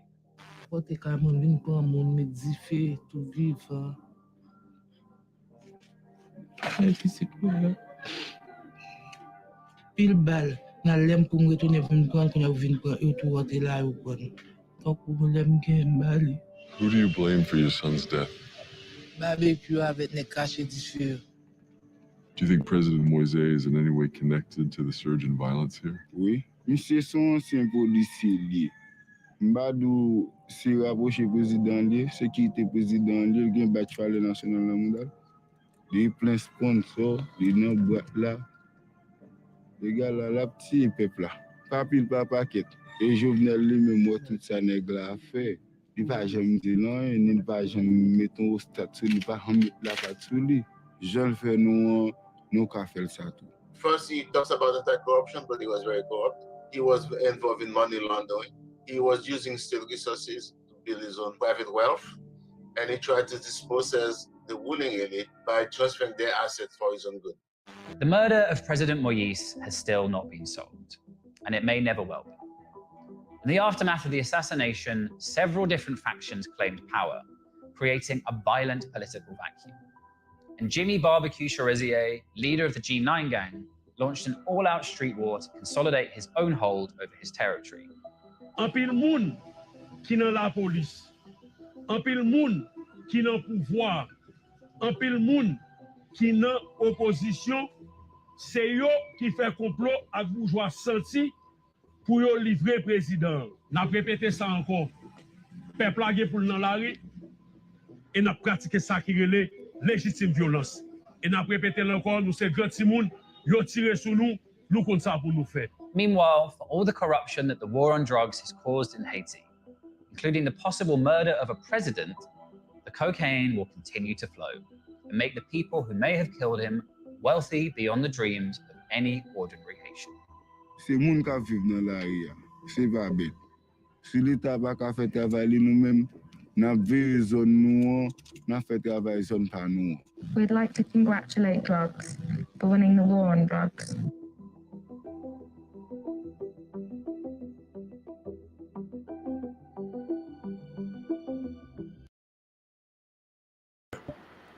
All right. That's a lot there. Let's welcome Achieve Mindset to the panel. Achieve, how are you tonight? Oh, thank you. I'm good. How are you? Hey, hold on a second. I'm Welcome messing up. back. It's been a long time. Say that again. I said I'm welcome good. back. Can you hear me? Oh, okay. Oh, cool. Thank you. I've been out just doing IT certifications and with a new company, but trying to work my way out of the rabbit hole. I hear you. Yeah, I hear but you. if I'm allowed to give my views on this, I feel like This is pure lies, man. Because you take one thing and you just possess something else with it to make people believe it. This war on drugs thing, there are countless documentaries where Zungu themselves has produced to tell everybody that this war on drugs thing is part of their, I forgot what it's called, I think it's called the Doctrine, which is really just to say that nobody else is allowed to be as powerful as America in those, in the Pacific and in the Atlantic Sea. So they do what they need to do to keep everybody to the same level. And it's very disrespectful to feel like they don't feel like black people have enough memory or enough sense to actually wait a second, to actually think for themselves, to actually think for themselves and know that the war on drugs is just basically a war on black people. And to literally everybody knows why this gentleman, I don't think he's the best president, but people know why he was removed, and it has a lot to do with the number one world power currently right now, and people are pretending like he got killed because of drugs. Nobody, doesn't matter if the Mexican mafia, Colombian, Brazilian, no drug mafia is gonna want to go take out a president because he wants to shut down their drug trade. They will find another way to get the drugs into the US. So, Vice obviously is a mouthpiece to manipulate the young generation. And you saw the guy with the Supreme outfit.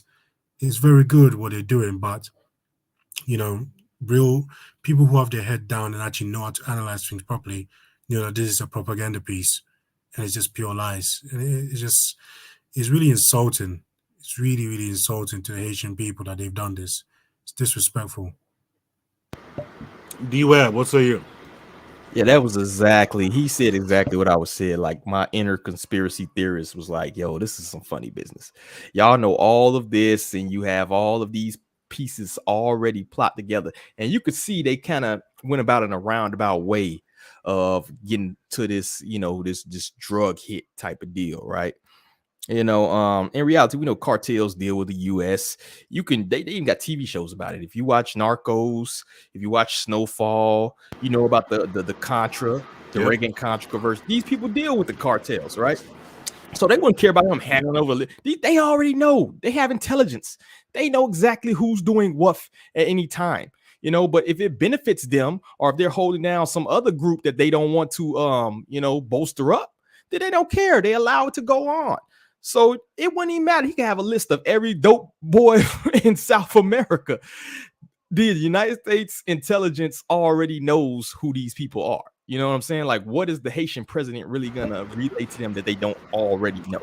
Not to mention, no cartel will want that smoke of killing a sitting president. You know how much that would put you under the radar. You know what I'm saying? Like, it's like I know when I was younger, man, and we used to be on these little corners, as little kids, whatever, with these people who was, dealing in pharmacy. I'll say that much. And we, come out there like, oh, we could just take these crackheads' money and stuff like that. It was like, nah, y'all better not do that because y'all gonna make the block hot. When you start robbing people, it's the same. This on a macro level, that if you get to killing a sitting president, you're making the block hot. You're making it so that these people's business is now under the radar, under the scope. So it makes zero sense, this story. And like I said, it's almost like you're insulting our intelligence at this point. So Vice News has the foremost intelligence on who, assassinated the Haitian president outside of these agencies. Like, come on, man, get out of here. Kevin Conrad, what say you? Well, I don't know how can I follow up my chief mindset and D-Web, but one thing I can say is, to add to it, is a lot of times the cartel donate money to these senators to make sure that a lot of the drugs are never legalized. Okay. Mr. Untouchable, what say you? Oh, for me, I take a bit of a different view, because I've lived in a country where the cartels have taken over a country, and indirectly have taken over the country, and the prime minister was completely compromised, almost completely compromised. Now, people may argue against that point, but you know, to live it is an extreme experience. Let me just put it like that. And also, you know, in Colombia, I think that Pablo Escobar, he didn't take out the sitting president. He was really trying to bomb him, you know, but he missed. But he did take out a person who was running for the presidency. You know, these cartels, they don't care about the so-called political structure of countries. Their idea is, the bottom line is to make money. And if their regime, the people who they pay, the people who they can arm is stronger than the militaries, not the hell with the police forces, but the militaries of some countries, that's power. You know what I mean? And they're gonna do what they need to do to carry out, you know, as far as their mission in getting money, you know, and that's just the bottom line. So they don't respect the presidency. They don't respect law, the so-called law and order as you know and understand it to be. So I wouldn't put it past them to do something like that. I really wouldn't. You know, as far as him being involved in the drug trade and things like that, people, the territory of Haiti, there's a lot of chaos going on. And within that chaos, someone is profiting from that chaos, you know, and Haiti is a hub. You know, the eyes on Haiti is not as it is like what it used to be on the Bahamas, because people didn't look at the open territories of the Bahamas. That's why so much drugs. That's why Carlos Lito was able to put a whole drug industry in the Bahamas, because people wasn't looking at the Bahamas at that time. You know, until so much drugs came into the United States, say, well, we need to take a look at what's going on here. But Haiti is in that kind of situation today, I believe. And I believe that Moise was involved with the U.S. government. He is associated with the U.S. government as much as he may be associated with the Colombian, the people who doing drugs in Colombia. I think that he have his hand in a whole lot of corruption. Now, I don't think he deserved what he got. Let me just put that out there. But I think that the institution, the political institutions of Haiti are very weak because of corruption, whether it's from the inside or without. You know what I mean? Because these people are desperate men, and desperate men will do desperate things. Now, as far as this Vice video is concerned, of course they have their biases, but everybody ain't lying. Everybody ain't telling the truth, but everybody ain't lying. Let me just say that. You know, so for me to just easily dismiss and say, well, these guys, he wasn't involved in anything like that, I think that's far. I don't agree with that particular view. Yeah, well, we know about Colombians. Colombians are, they're, you know, in the drug trade, they're ruthless, man. They will take out a leader in the Caribbean. Yeah, they'll do that. Can I add something? Yeah, go ahead. Zulian is okay. No, let everyone go first. Uzuli is here. Uzuli, this is your hometown. What do you think about this this video that we just watched? I think all this shit is a smoke screen. Like, it's a smoke screen for. I'm not saying that they don't have any. They're not selling drugs or anything, but the way that they acting like they don't know who killed who did this, who did that. Stop it.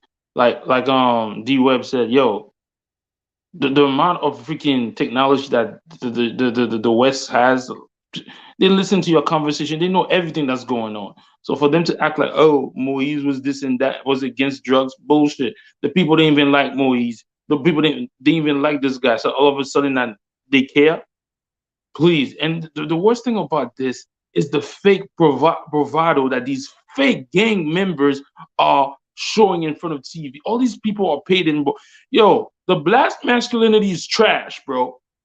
Like, this is disgusting. I'm embarrassed by these people. Oh, one of the guy that they said he was the well, you don't, a lot of you know, well, you don't understand the language, but he's sitting there like, oh, I'm gonna fight for the people, that I'm gonna fight against bullshit. You part of it's control, you part of it, bro.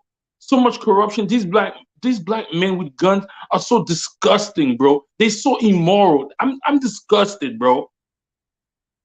I think this is a smokescreen. Moise, all they talk about president. So what? They killed him. Who cares? He was corrupt. I don't cry over no bitch. I'm sorry, over no corrupt punk who was using the country. I don't. All of a sudden now the wife want to come out with a little Afro haircut. Please, oh, you was in it too. Let's I'm not buying none of this stuff that they selling. I'm not saying that there was not no drug that people in the government are not involved in drugs. I don't know that part. But for them to pretend that nobody knows how the person just said that none of the guards, none of the security of the president shot a bullet. And if Moise was that dumb, he said he didn't trust them and he had them protecting him. Shouldn't those people have been arrested and fired before that? Yo, I'm not buying this old BS about they didn't know nothing. The guy said maybe these people will never. Yeah, you're right. They'll never be arrested because you won't allow them to be arrested. And this is the thing. A lot of these barrel makers come there to make fake news to build their career. Yeah. On top of people suffering. Mm-hmm. So I don't believe none of the Vice thing. All this is BS. They know what's going on. The major, they don't know who killed Moise. Please. What the hell is Haiti? No disrespect, and I'm Haitian. So you think they don't know what's going on in that country? Come on. This is BS, man. Like, I'm not, like, they don't know. Okay, people are going to say, oh, the cartel are this and that. What does the cartel has against? What does the cartel have versus the American government? You think if the American government doesn't want they can take out all the cartels? Come on, let's stop the BS. The American government arms the cartels, yo. And to what the brother was saying earlier, you're like he talked about Pablo Escobar. Pablo Escobar was a Charlie in the India Alpha asset. So were half of the people in, like, the Haitian president has ties to the Clintons. You know what I'm saying? All of these people that are in charge, the Gaddafis, the Castros, the Bin Ladens, the Saddam Husseins of the world, they were put there. You feel me? So when you go off the reservation, when you go off the narrative, you got to go. You know what I'm saying? We don't know what the Haitian president did. He might have bit the hand that feeds him. He had to go. You know what I'm saying? But I do not believe wholeheartedly that the cartel will put themselves out there like that. What's the dude? What's the dude from Panama that got arrested back in the 90s? What's his name? Manuel Noriega. They went and got him. Like, let's stop this. Like, let's stop. Oh, Moise was against. No, he wasn't. Like D-Web said, he did something that they didn't like. All right, word? All right, go ahead. We're turning our eyes the other way. And I don't care what happened to him. You mean to tell me assassin go to a house, kill the president, but leave the wife alone? What kind of assassins is that? Assassins with hearts? So now she's in there talking about, oh, they said they found something. Yo, I see programming when I see it. Stop it. Achieve mindset. What say you? Man, the brother said correctly. Look, yeah, the brother said, they're not lying, they're also not telling the truth. It's true. Propaganda is made of half lies and half truths. When you watch the video, it's very funny, right? The Wazungo on there is not actively interviewing people, right? It's snippets and it's people that are talking, and it's a segment of them talking about something to do with Haiti, and they cut that segment to fit their documentary. We don't know exactly, like for some of the professors over there, what they're really talking about in a larger context. You understand? They've done it to fit a certain type of narrative, so it's propaganda. And the thing is that what I'm trying to say is that they still think that we're dumb. That's what the documentary really showing. They still think that Black people are very stupid because we know what the war on drugs really mean, and we know what you're trying to do. This type of documentary is disinformation, and we know that by them doing this, personally for me, drugs is not what killed them. You understand? They're Colombians, and these cartels got firepower, but literally, seriously, these guys got billions. They can tell them, look, we will build this number of factories that will produce, let's say, hundreds of millions. We just want this drug to go to the US. You will still be elected, and you have more power that you will not be underneath somebody else. Dude, I'm not saying the guy was not corrupt, but there are more ways to go about it than a cartel really shooting a president of a poor country that really is not really the center of the drug trade. Even they said themselves, they shot themselves in the foot in the documentary. Only 8%, they predict 8% flies and goes through Haiti. 92% goes through somewhere else. Exactly, bro. 8%. 8%. I'm going to murder a president? Stop. Exactly. Stop. It's just disinformation. It's stupidity. It's like, well, I'm not saying that he didn't sell drugs. I'm not trying to paint him as he's a Garveyite hero of Haitian. No, I'm saying that, look, black people are not stupid. This documentary is disrespectful. You know what I mean? It's not really a conspiracy. It's an insult. You understand? This makes me more knowing that it's not drugs that killed him. You know what I'm saying? He could have been corrupt, but that's not due to drugs. In the that's chat, the main point to make. Okay, I'm sorry. In the chat, Bobby Wright says, I think D Webb is 100% right. He goes on to say, I agree with the Zuliism. This is one of those prompts I could tell we might not get an agreement, but Mr. Untouchable, I allow you to rebut. No, what I find curious, it's not that I'm not dismissive of what the brothers are saying. I just take a different view. But as far as from what I could tell from the video is, Haiti is awash with military style weapons. And my question is, where the hell are they getting in the so-called most poorest country in the Western world? Where are they getting these military assault rifles from?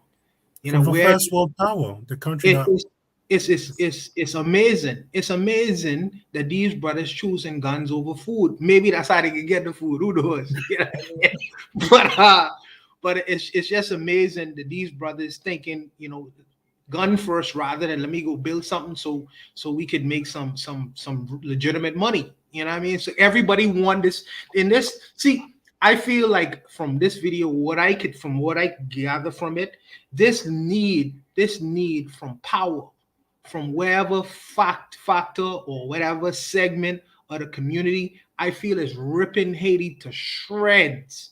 You know what I mean? You have every faction trying to get this so-called thing called power. And then their ambition to do that, they're going to really just rip apart their nation. It's not like it's not already is right now, but they're going to just completely destroy it. And I'm with Azuli with a disgust because he understands it on a level that I may not. But I find it fascinating. I just find it fascinating one of the most poorest countries in the world. These brothers have military assault rifles in the poorest areas in Haiti. It's crazy. Have you been, bro? I've been in Afghanistan, bro. They illiterate and they got AK-47s. We know who supplies. Like the poorest parts of the world have the best rifles. Like it's a fact of life. You know what I'm saying? One thing, when the brother was talking about black men, you know, black men choosing guns over food, and talk about how black men, you know, not taking care of things as they should have. This is one thing that, you know, a lot of Pan-Africans don't really want to do, is compare us to other races. If you look at Afghanistan again, right? Mm-hmm. They've now trained a lot of the Talibans to now run the army. Right. They went from being people that are number one hated in the world to now running the army. And now I think even there's talks that some of even the European, even NATO or the US or something is going to be dealing with them, meaning they're going to be training them. So therefore, so many years to try to kill them, and now they're training them. It shows what real masculinity is, as the brother was saying, and black masculinity is overrated. You know, it is very sad when you see this kind of stuff, but we need to focus on the goal, really. And you know, this is an example of people who are not men, just grown-up males not doing what they're supposed to do. This is an embarrassment. Like when they were interviewing the guy with the army, like he couldn't even speak. Like, well, I guess you guys didn't understand it, but I'm understanding. It's like, my dude, you're supposed to be the protector of the family. What are you doing? Like, this is crazy. Like, I'm really embarrassed. Like that, it's hurting me to the core. And this is these men that want women to bow down to them. Like, this is crazy.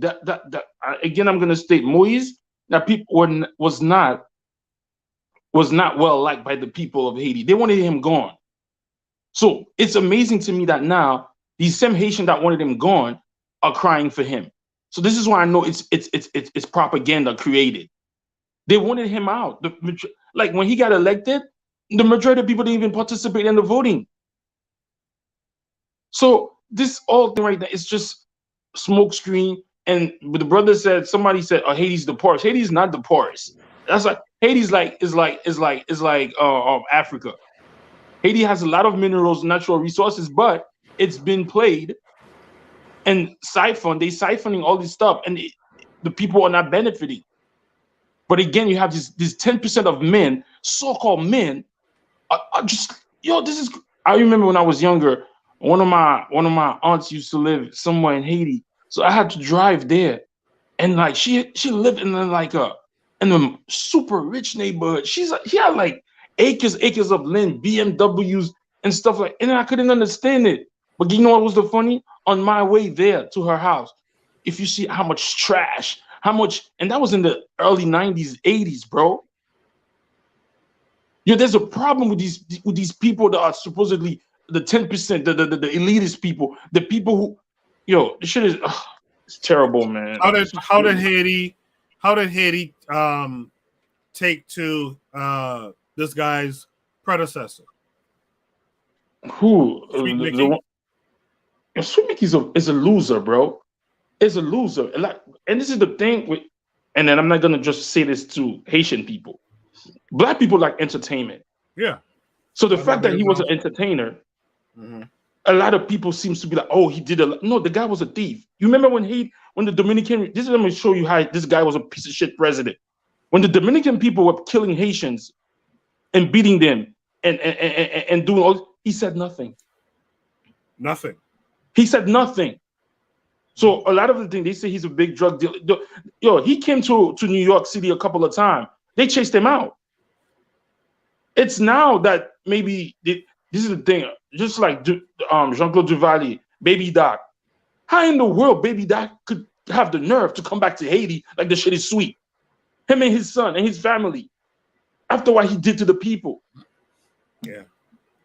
And that's not only to Haiti. That like we could use that, especially in Africa, when those dictators kill people and they just still get to come back and chill. What is this? There's something wrong with black people, man. I don't care what people tell me, man. It's the fear. We are controlled by fear. Our religions control us by fear. The way the economics around us is set up, it controls us. With fear. We are people who that fear is in us, man. Especially, that fear is just in us, man. Kevin Conrad, you get the last word on this prompt. I enjoyed listening, but I really can't follow this up. I really don't know what to say. Okay, then I'll give the last word to Achieve Mindset. Oh, thank you. I agree with what the brothers are saying. In terms of the I can hear the pain in the brother's voice. How these presidents have lived down in Haiti, and to be honest, man, like we talk about fear and this is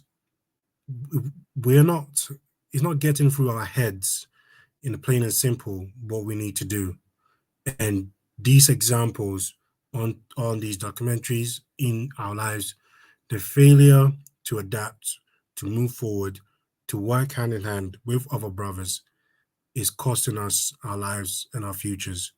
And I can't underestimate what I'm saying. This man that got killed, yes, he may have been a piece of shit, but at a certain level, he was a black president. There has to be some level of respect and dignity when we're doing things. And, that's, man, that's all I can say. So I can say on Achieve mindset. I understand what you're saying, but this is the issue. The guy was not a morally he was. The funny thing is, Moise was part of the same clique as Sweet Mickey. They're the same group of people. Understand it, but Moise was now. Yeah, sorry. You speak. Sorry. No, I was saying Moise was just there because you remember the guy in the documentary. They just said in Haiti you can't run back to back. So he was just a filibuster or whatever, like a space for a fill-in until Sweet Mickey comes back in. So I understand what you're saying that, oh, he's a black president. You're not a president if you can't defend your people. We got it. We can't give. So what? He's a piece of shit. Yes, but the way he got killed, I'd rather we rose up, right, than you know the Wazungus do it. You understand? Because elite sense. Look, for example, right, Afghanistan right now, no power wants to go there because it's like that's the death zone of your army. For whatever reason, it's the death zone, and that mentality is there. And if he got killed, it doesn't take far as to another president getting killed. It becomes too much. Like people get sensitized. Okay, our people get killed in the streets, our president get killed, and it doesn't look good. For the larger picture, I feel like the Haiti as an issue will only be solved if truly, in my viewpoint, if Africa decides to step in. And it's where my gripe really, I don't want to prolong this. My gripe really is to do with the failure of African independence, because this kind of issue should not have been happen. Like Haiti should really be under Africa's protection, because as much as a lot of these people don't really want to learn, without Haiti having independence, Africa would not have had independence. A lot of people don't really make the link. So, Haiti should not be in the situation that it is if people did things properly. And this kind of situation is on Africans' failure. And the only way to actually resurrect it is to actually have Haiti. I know this may be a bit foolhardy to have Haiti in the AU as a first step, and from then on to actually change things, because I don't think that it's going to change. It's going to come within, personally, because I think it's too far gone. The elite is too far corrupt, and the US has got its foot up Haiti's arse too much for us to for the people to do something. People has to come in, an army has to come in, an African army has to come in, say we're gonna do this, and start over again. They have to do. We have to do that, and I think that it's not gonna happen until Africa gets its act together. And I think from a Pan-African perspective, and this is where people clash with the ADOS, is that you cannot say that you're gonna have a nation or people that are gonna be great. For example, the Black Americans be great when your home is trash. And as much as they don't want to link themselves to home, it doesn't happen. Like Chinese people had to go back and fix their home. Understand? Everything starts from home. Your foundation starts from home. Ironically, it's a big continent, so it's very difficult to do it. But unless we do it, it's not going to happen. And for example, right now, I don't think there's ever going to be a time where the Caribbeans, the Jamaicans, the Bajans, all the Black nations in the Caribbean can actually have a powerful army, and the US is going to say, okay, we're going to stand there and let you build this army while we have this doctrine, which basically says we prevent you from building anything powerful. Yep. You're going to have an external power come in and say, we support them. You understand? And it's not going to happen. And unfortunately, Haiti's failure is Black people's failure. And that's the simple point. People don't want to say it because they don't want to associate with Haiti, but Haiti's my failure. It's everybody's failure. And the only way it's going to solve is if we actually fix things in that nation. I have a question, brother. I have a question. Yeah. The French bring a bunch of different groups of African people off the continent of Africa. Yes. They dump them in a place called Santo Domingo, called Haiti today. Dump them in that place.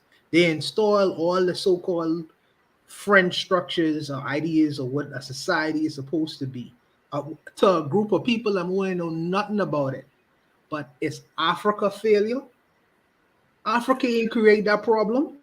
The French create that problem. Slavery create whatever you want to call it. Now I know people get suck their teeth and say, well, we can't go back that far. But the problem was not created by the people who live there currently. You know what I mean? Yes. And the problem wasn't created by where they come from either.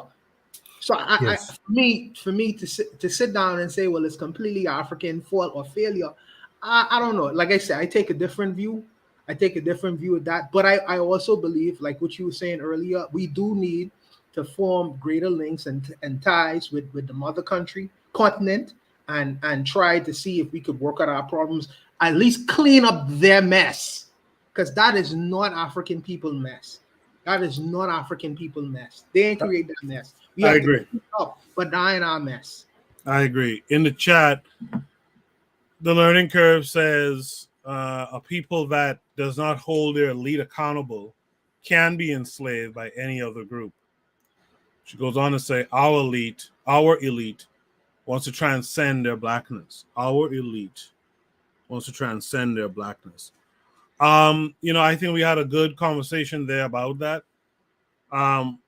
We could continue that conversation in the chat, in the comment section after the show posts. So make sure you guys post your comments and check in.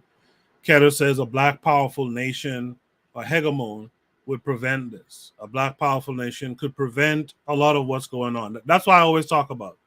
We gotta work towards building a backing, like a nation that has our back wherever we go, wherever we are. You understand? People have to be afraid to do anything towards us, like any kind of molestation, be it economic, political, military, etc. I want to move on to Shoot the Breeze, topic number 6. Topic number 6 tonight says, pastor jailed for defraud in Miami. Dade County is vastly different to how a white pastor who defrauded a family was treated. Let me read that again. Pastor jailed for defraud in Miami-Dade County is vastly different to how a white pastor who defrauded a family was treated. Reference to the 1/29/22 show. Yeah, so we talked about this guy, a white guy. Was that 129 or was that last week? We talked about this white pastor who defrauded, who basically took, if I'm not mistaken, who took advantage of an older lady, taking all her possessions, and the children were complaining. This prompt came with a link. Let's check it out.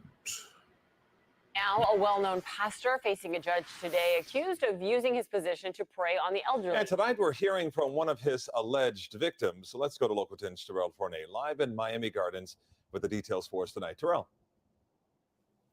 And that victim, a 76-year-old man who came to know that pastor as he led this church here in Miami Gardens. But tonight that pastor is under arrest, charged with 5 different felony counts, including exploitation, organized scheme to defraud, and grand theft. Pastor Eric Redden is now a jail inmate. I'm happy that Pastor Redden has been taken into custody. 76-year-old Edward Fuller has waited years for this day, accusing the pastor of grand theft. Over $267,000, Your Honor, but it was the man's entire life savings in his entire home.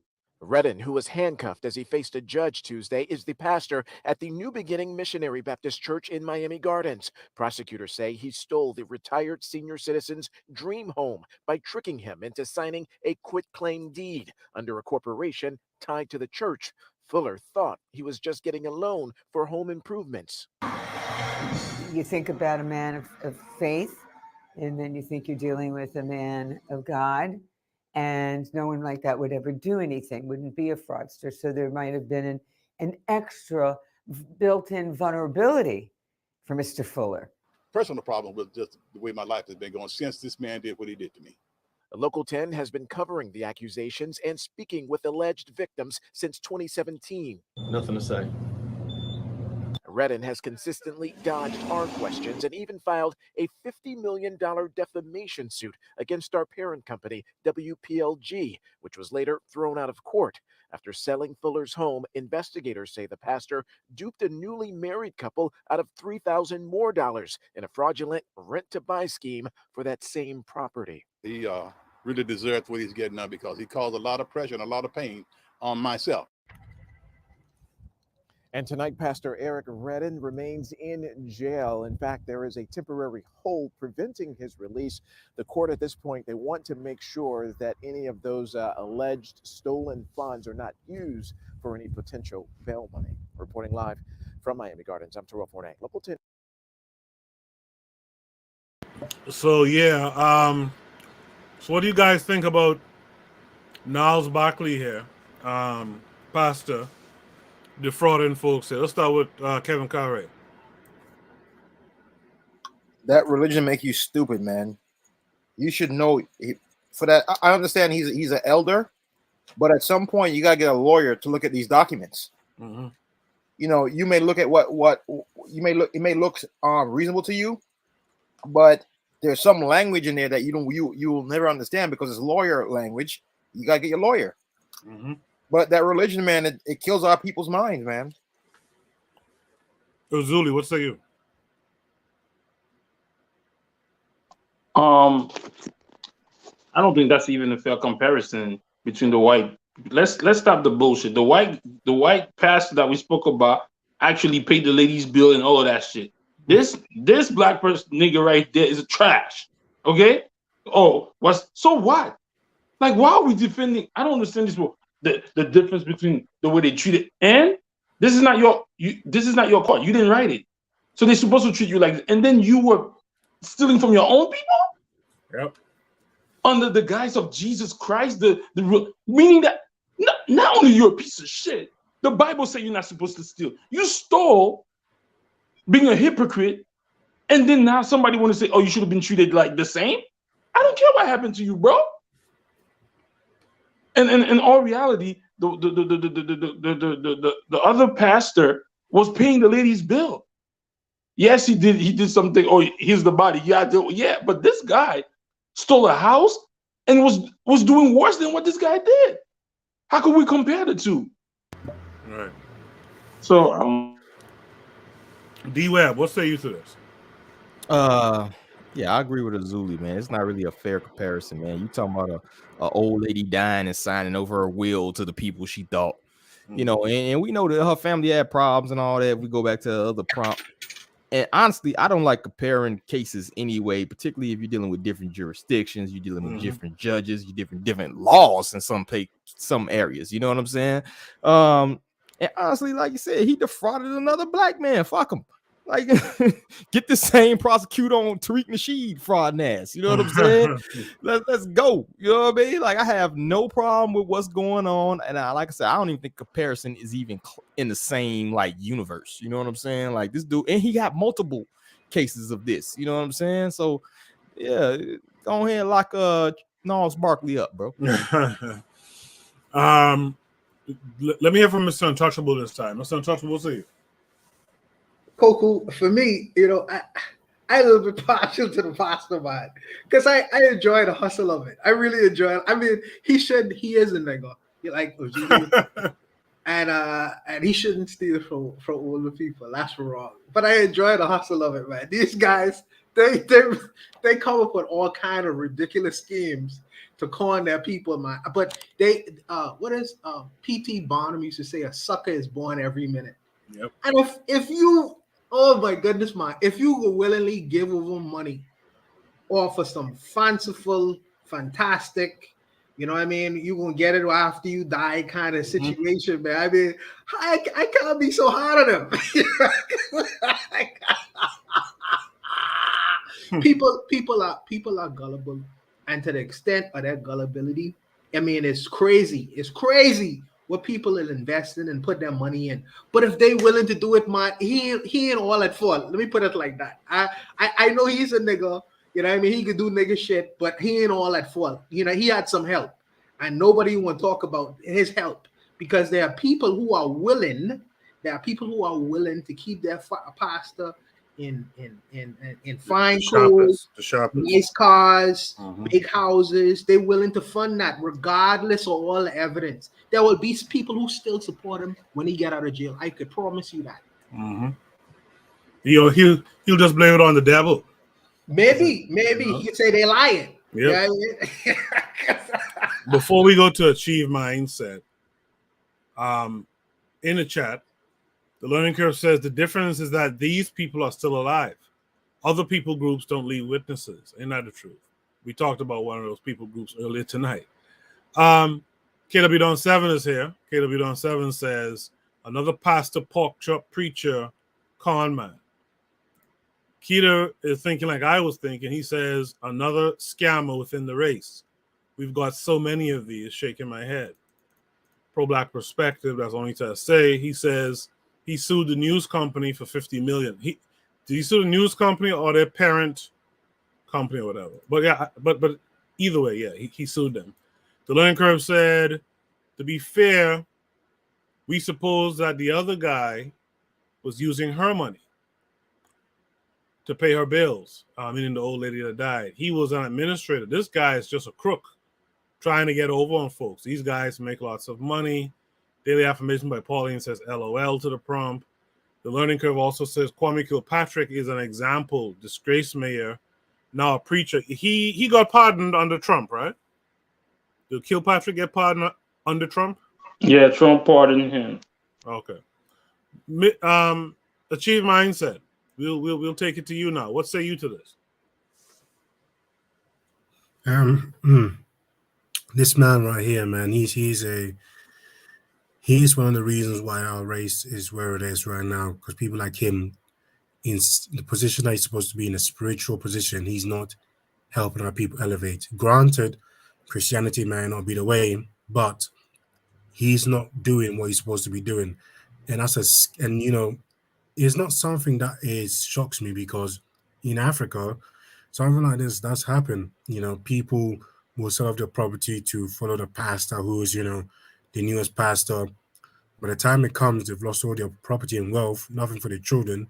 They go back to living in a village. Some of these parents, some of these women, you know, sadly might go mad or die early, and then nobody's taking care of their children. God have mercy on their children's soul. Because if you die before you can take care of your child, nobody's taking care of your child. But these pastors do it again and again, keep recycling it. It's lucky to see this example in the US, because they got a system of court that can at least defend some people. But in Africa, nobody's defending you. And you know, it's these kind of examples that you look at it, and it's quite funny what he's doing, but he knows exactly what he's doing. And the fact that he's doing to so many people begs the question that he had to learn from someone, right? He had to learn from another pastor who's a crook, who taught him the ways to do it, and he did it. And he probably taught his deacons and his deaconesses how to do it. So he's probably breeded an army of scammers within our culture, within our people. And unfortunately, because we don't have a proper system within our race, we can't eliminate them. And I guarantee you, someone's going to find another way to do the same thing he's doing close to him, and he's going to be able to, you know, keep it under wraps. And I said that's the most difficult thing to do, because when you watch the video, he doesn't seem like he has any remorse. So I think he's an expert in doing this. You know, he's not trying to hide. He's not trying to. He's just laughing it off, and it's very bad. He's cold-hearted. Ultimately, though, I feel the question becomes, where is your common sense? Where is your ability to reason? Religion aside, any grown person, and not mine, he seems to be old enough to know better. He don't seem to be so old that he could be taken advantage of mentally. So that's why he went to court about it, you know. But before even going to court, I would ask him, bro, where's your common sense? You know, if I'm signing off on any document, first of all, I can scrutinize it. In particular, to have to do with something like a high price item having to do with my home.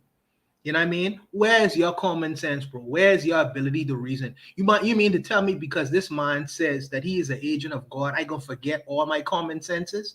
Come on, man. Like I say, he's having assistance in the shit he is doing, particularly by the people who supporting him. Let me ask this question. Let's talk about the pastor a little bit more, and the whole concept of scamming and preying on your own people. Is that due to like a rugged individualism? What's really the mindset you guys think that creates this kind of monster in our society? Let's start with Kari for this one. Remember, I forgot who said it. I think Matrion said it many podcasts ago. Why Al Sharpton is doing what he's doing. He's like, yo, I can't win with these Negroes. I might as well get the bag now while I can. You know? Right. Razuli, what say you? A scammer is just a coward that can't fight the system for oppressing it. Instead, he chooses to live and oppress people who are lower than him. So it's like I'm gonna say this: a fisherman throws a bait in the water, and people be like, "Oh, the fish is stupid." But if the fish was programmed to see something that looks like a fish and eat it, how could we say the fish is stupid and it's not the fisherman that's an asshole? So what I'm saying is this: if this older man believe in Christ or believe in the Lord, and the man is coming with a Bible that says you're supposed to help each other, that's supposed to do all of this, and this man is using the Bible, which is like the bait to sucker people in. I understand he's an older, well, yeah, he should know better, but sometimes the sickness is the scammer, bro. He's the piece of shit. A scammer, people like that are like, yo, you can't fight. It's like the husband who goes to work and the boss is shitting on him. He come home and he shits on his wife and his children. You can't fight the boss. So the scammer knows this shit is fucked up, is messed up in the world. So he's not gonna go scam the white people because he know they probably would have caught him 2 days into his scamming. It reminds me. I'm sorry, but it reminds me of like this joke I used to tell my friends. It's like the guy who's walking through the hood. He's looking like a victim. Even the lightest dude, right? The softest dude. If given the opportunity, will rob this guy walking through the area looking like a victim. Sometimes it's just the people create the scammer, is what I think Azuli is saying. Because we're gullible, because we're not diligent, right, in minding our matters and controlling our lives, others will take advantage. Right? D-Well, what say you? Yeah. You know what?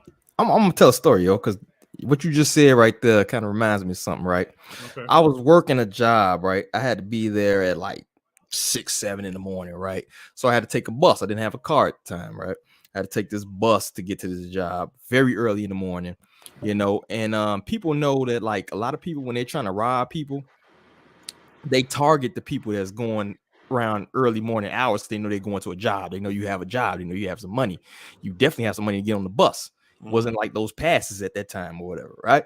So I'm walking to this bus stop and this guy's trailing me out. I see him at the corner of my eye, hoodie on, trailing me, right? At the time, that's when we had these Nokia cell phones, man. I hop on the cell phone and I just start talking crazy. I'm not even on the phone. I just got the phone in my ear, right? So I'm just like, man, I had to pull the gun out on this dude the other day, blah, blah, blah, talking crazy, right? Talking real big stuff. The guy trails off about a block after that. You know what I'm saying? My street sense kicked in, which is just a synonym for common sense. The problem with religion is it makes you devoid of that common sense. You lose that natural inclination to employ this street sense, right? And take stock of your, and vet people properly and take stock of your surroundings and what these people might be doing, right? So I don't necessarily think it's rugged individual is the problem. I think like it's scammers. Scammers have existed forever too. It's not like this is a recent phenomenon. You had snake oil salesmen. That's what it come from, back in the day when you lived in communal areas, right? And what's more communal than a damn church? You know what I'm saying? What's more communal than a church family?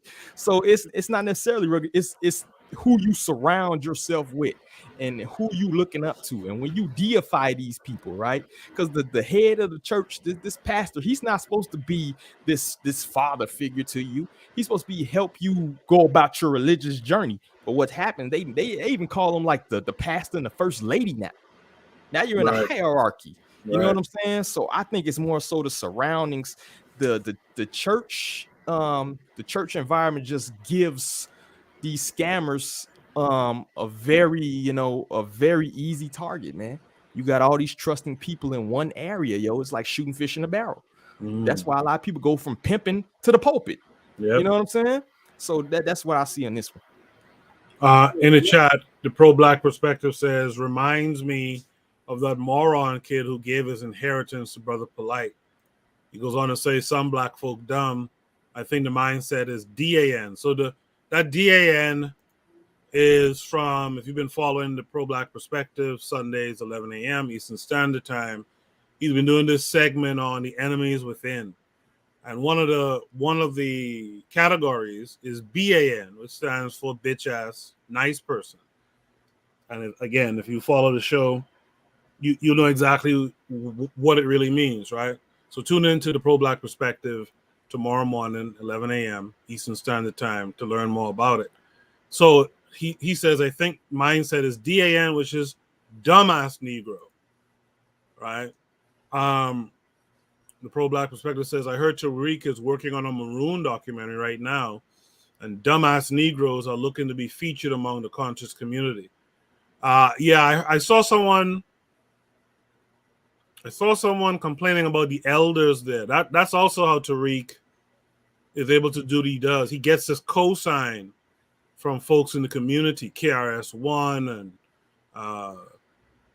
this and that Bay and Polite and et cetera, et cetera. So he gets these people, Kaba Kameen, James Smalls, etc.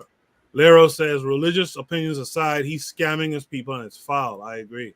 She says, if it was saltines, I wouldn't care, but not your own. And that's the thing. We see saltines, they gonna get taken. That's where we got to tighten up in black society. But D-Web made a good point. He's going in a place where you have the kind of people who will be gotten, right? They've been gotten already just by calling themselves, religious. Pro-black perspective says, dude was a pastor. He knew Christianity was a scam. Yeah, he followed the playbook. The pro-black perspective also says, D-Web is right about that. I saw some kid without common sense getting followed, and he walked off to a side street by himself. Feel bad for the kid, but you need street sense. So that means only didn't help that kid not one damn bit. Mr. Untouchable, what say you to this prompt? No, I feel like I know where Negroes will draw the line and have common sense. Because a pastor could take Bible in hand and knock on a man's house, and he may get some money, and he may even get his home. The Christian guy may even give the pastor his home. But if the pastor comes to his house, sits down with a Bible, and says, I have the vision from God. See, you and your wife don't have children, but God told me in a dream that if I sleep with your wife, you will be able to have a child. That's the way he'll draw the line right there. He'll go upstairs and get his shotgun. It'll automatically click it. You know what I mean? It's like he'll catch sense then. I think that's the point where a man would probably start to use his common sense. You know what I mean? It's because he ain't gonna allow that shit to happen. And I think that he should use that common sense with other things as well. I don't know why is it that religious people, spiritual people, it seemed that they decide to put down logic, put down reason when it comes to matters of spirituality. And we get into this idea, this supernatural behavior that we have to engage in. It's a fascinating thing, but I feel like it is very harmful for our community. So is the scammer his own creation, or do we create the scammer because people just see the opportunity? The scammer, and we don't like to admit this, but the scammer has help. Our community, we love to be entertained, and to some extent, we like to be lied to as well. We like to be told a good story.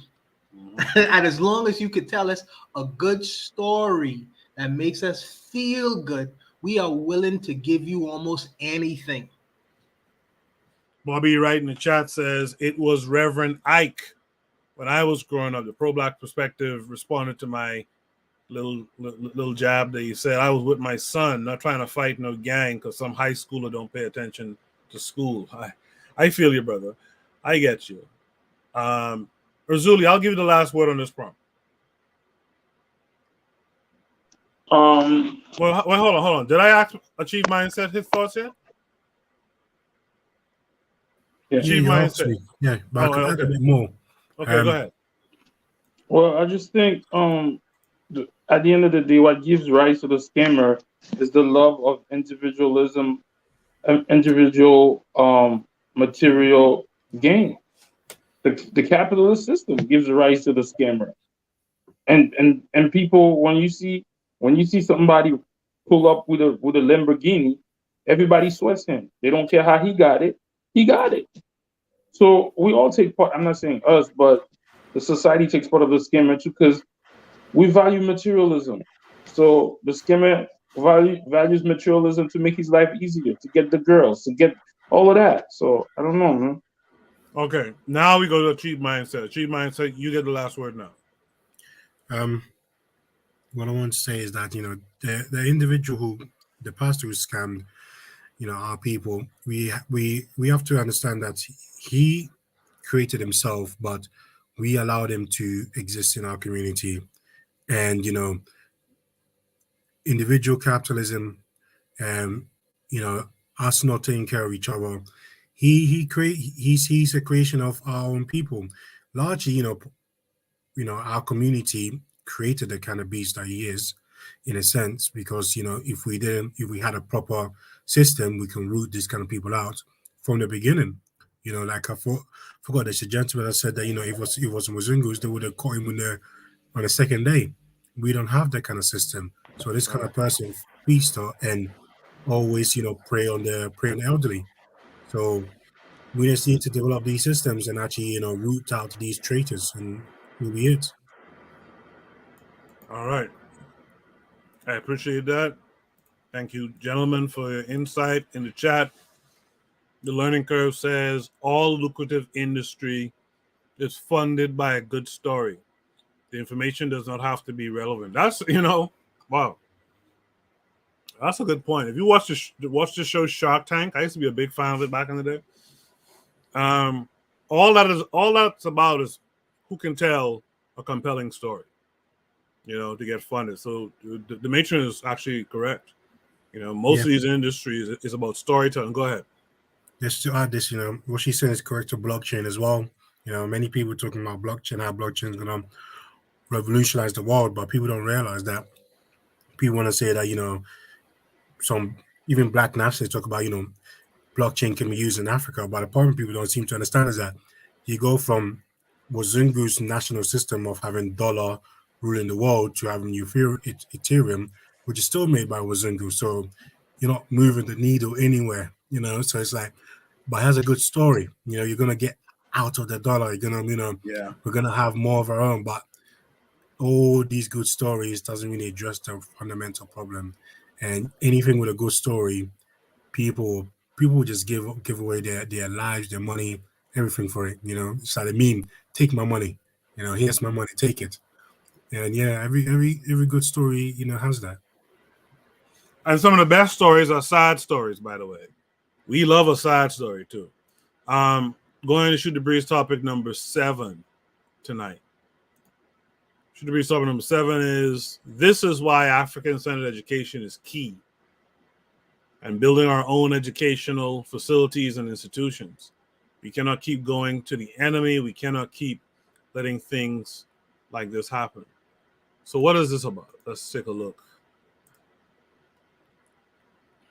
Now I got to read. New York Post says, Purdue University probes white cops' actions during violent arrests of black students. So we see a picture of Officer John Selke was recorded pushing the head of Purdue University students Adonis Tuggle into the snow. Purdue University police are reviewing a white cop's actions after video emerged of him repeatedly punching a black student and pushing his head into the snow during an arrest. Adonis Tuggle, age 24, posted the footage captured February 4th by a woman claiming to be his girlfriend, the Journal and Courier reported. There's a quote here: "Stop, you're hitting me. Stop, you're hurting me. You've been disrespectful the whole time, bro. You're choking me," he says in the viral clip recorded at the school in West Lafayette, Indiana.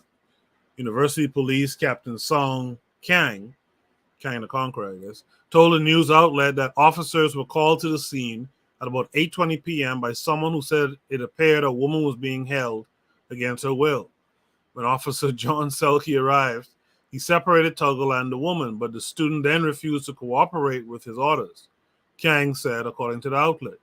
The video shows the officer calling for backup as he orders the woman shooting the footage to move away.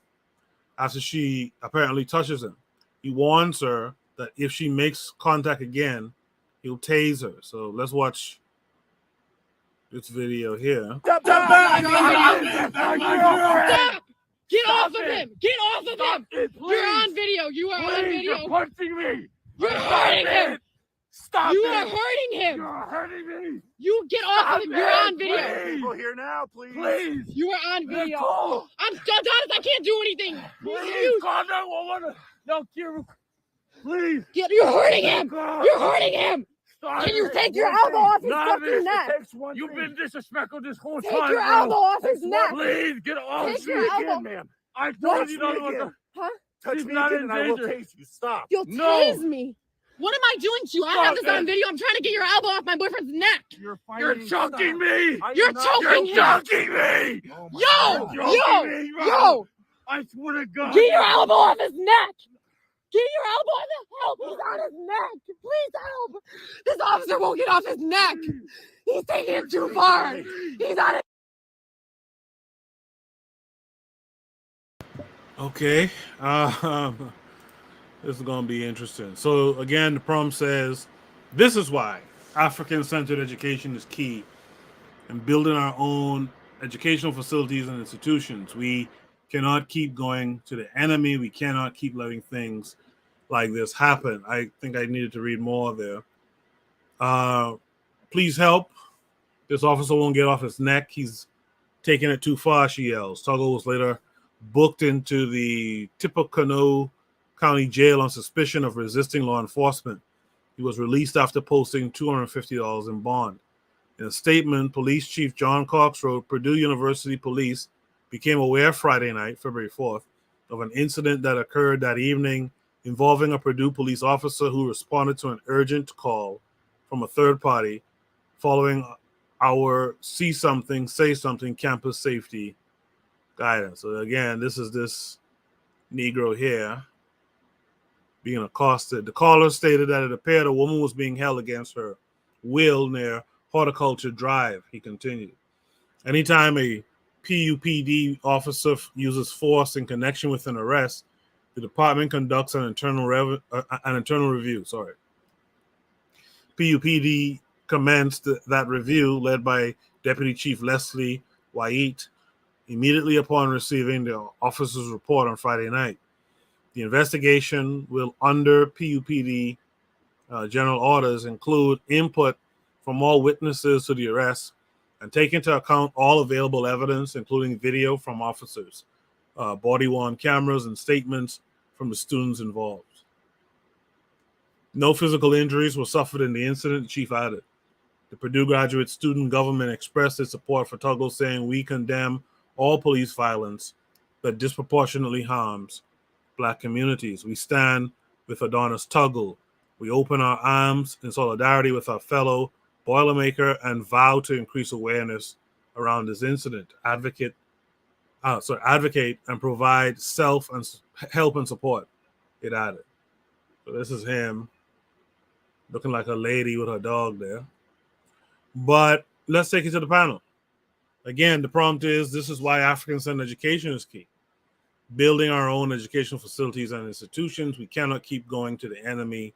We cannot keep letting things like this happen. Let's start with the Chief Mindset. Chief Mindset, do you think that this is an astute example of why we need African-centered education, educational facilities and institutions?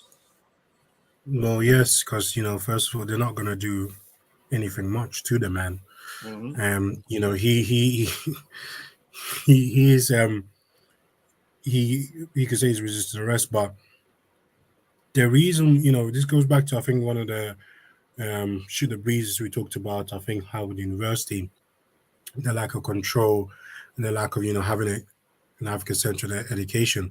You have this African-centered education, that whole area becomes controlled by Africans. So you walking home to your campus, your education, everything, your enjoyment, all those facilities is governed by Africans. So you don't need to feel fear. You know who the enemies are. You know who you look out for. And this is a prime example. But whether that gentleman has got it in his head, that's what we need at the end of his traumatic event. We will never know. But I feel like these examples are always being made, but nobody's connecting the dots, especially mainstream media or in Twitter or any of these places, because people have accepted their status quo that we don't build anything. And I think that's the sad thing. And when you look at a gentleman and he's got his dog there, it's funny that he didn't bring his dog out to protect him. He probably had his dog at home in a blanket. You know what I mean? If you're gonna have a dog, especially in this kind of late at night, you need to bring it out to protect you. And I guarantee if you had a dog there, the police would actually talk to him instead of actually trying to arrest him if it was any serious arrest. You know what I'm saying? So it's quite funny. It's a sad thing. He could have lost his life, but the main point of this prompt is not really about him, it's about education. And if you have an education system, you would have an education that teaches you how to deal with law enforcement, how to talk to them, how to disarm them, and also how to protect yourself. And that's something that, a lot of these black males need in their lives. I saw D-Web on Twitter earlier this week post his dog. But before we go to D-Web, let me hear from Razuli real quick. This is gonna sound harsh. Yo, bro, what kind of man are you, man? You can't defend yourself, bro. So what? He's a cop, man. Defend your fucking self. Like, I can't watch shit like that. You just can't lay there and die. This is what I'm saying. Yeah.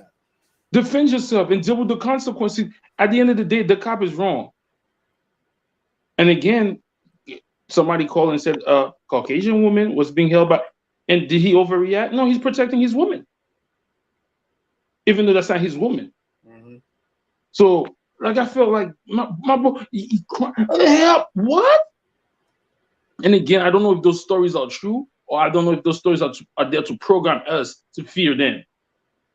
Like, I don't understand. The woman is there, oh, I can't do nothing.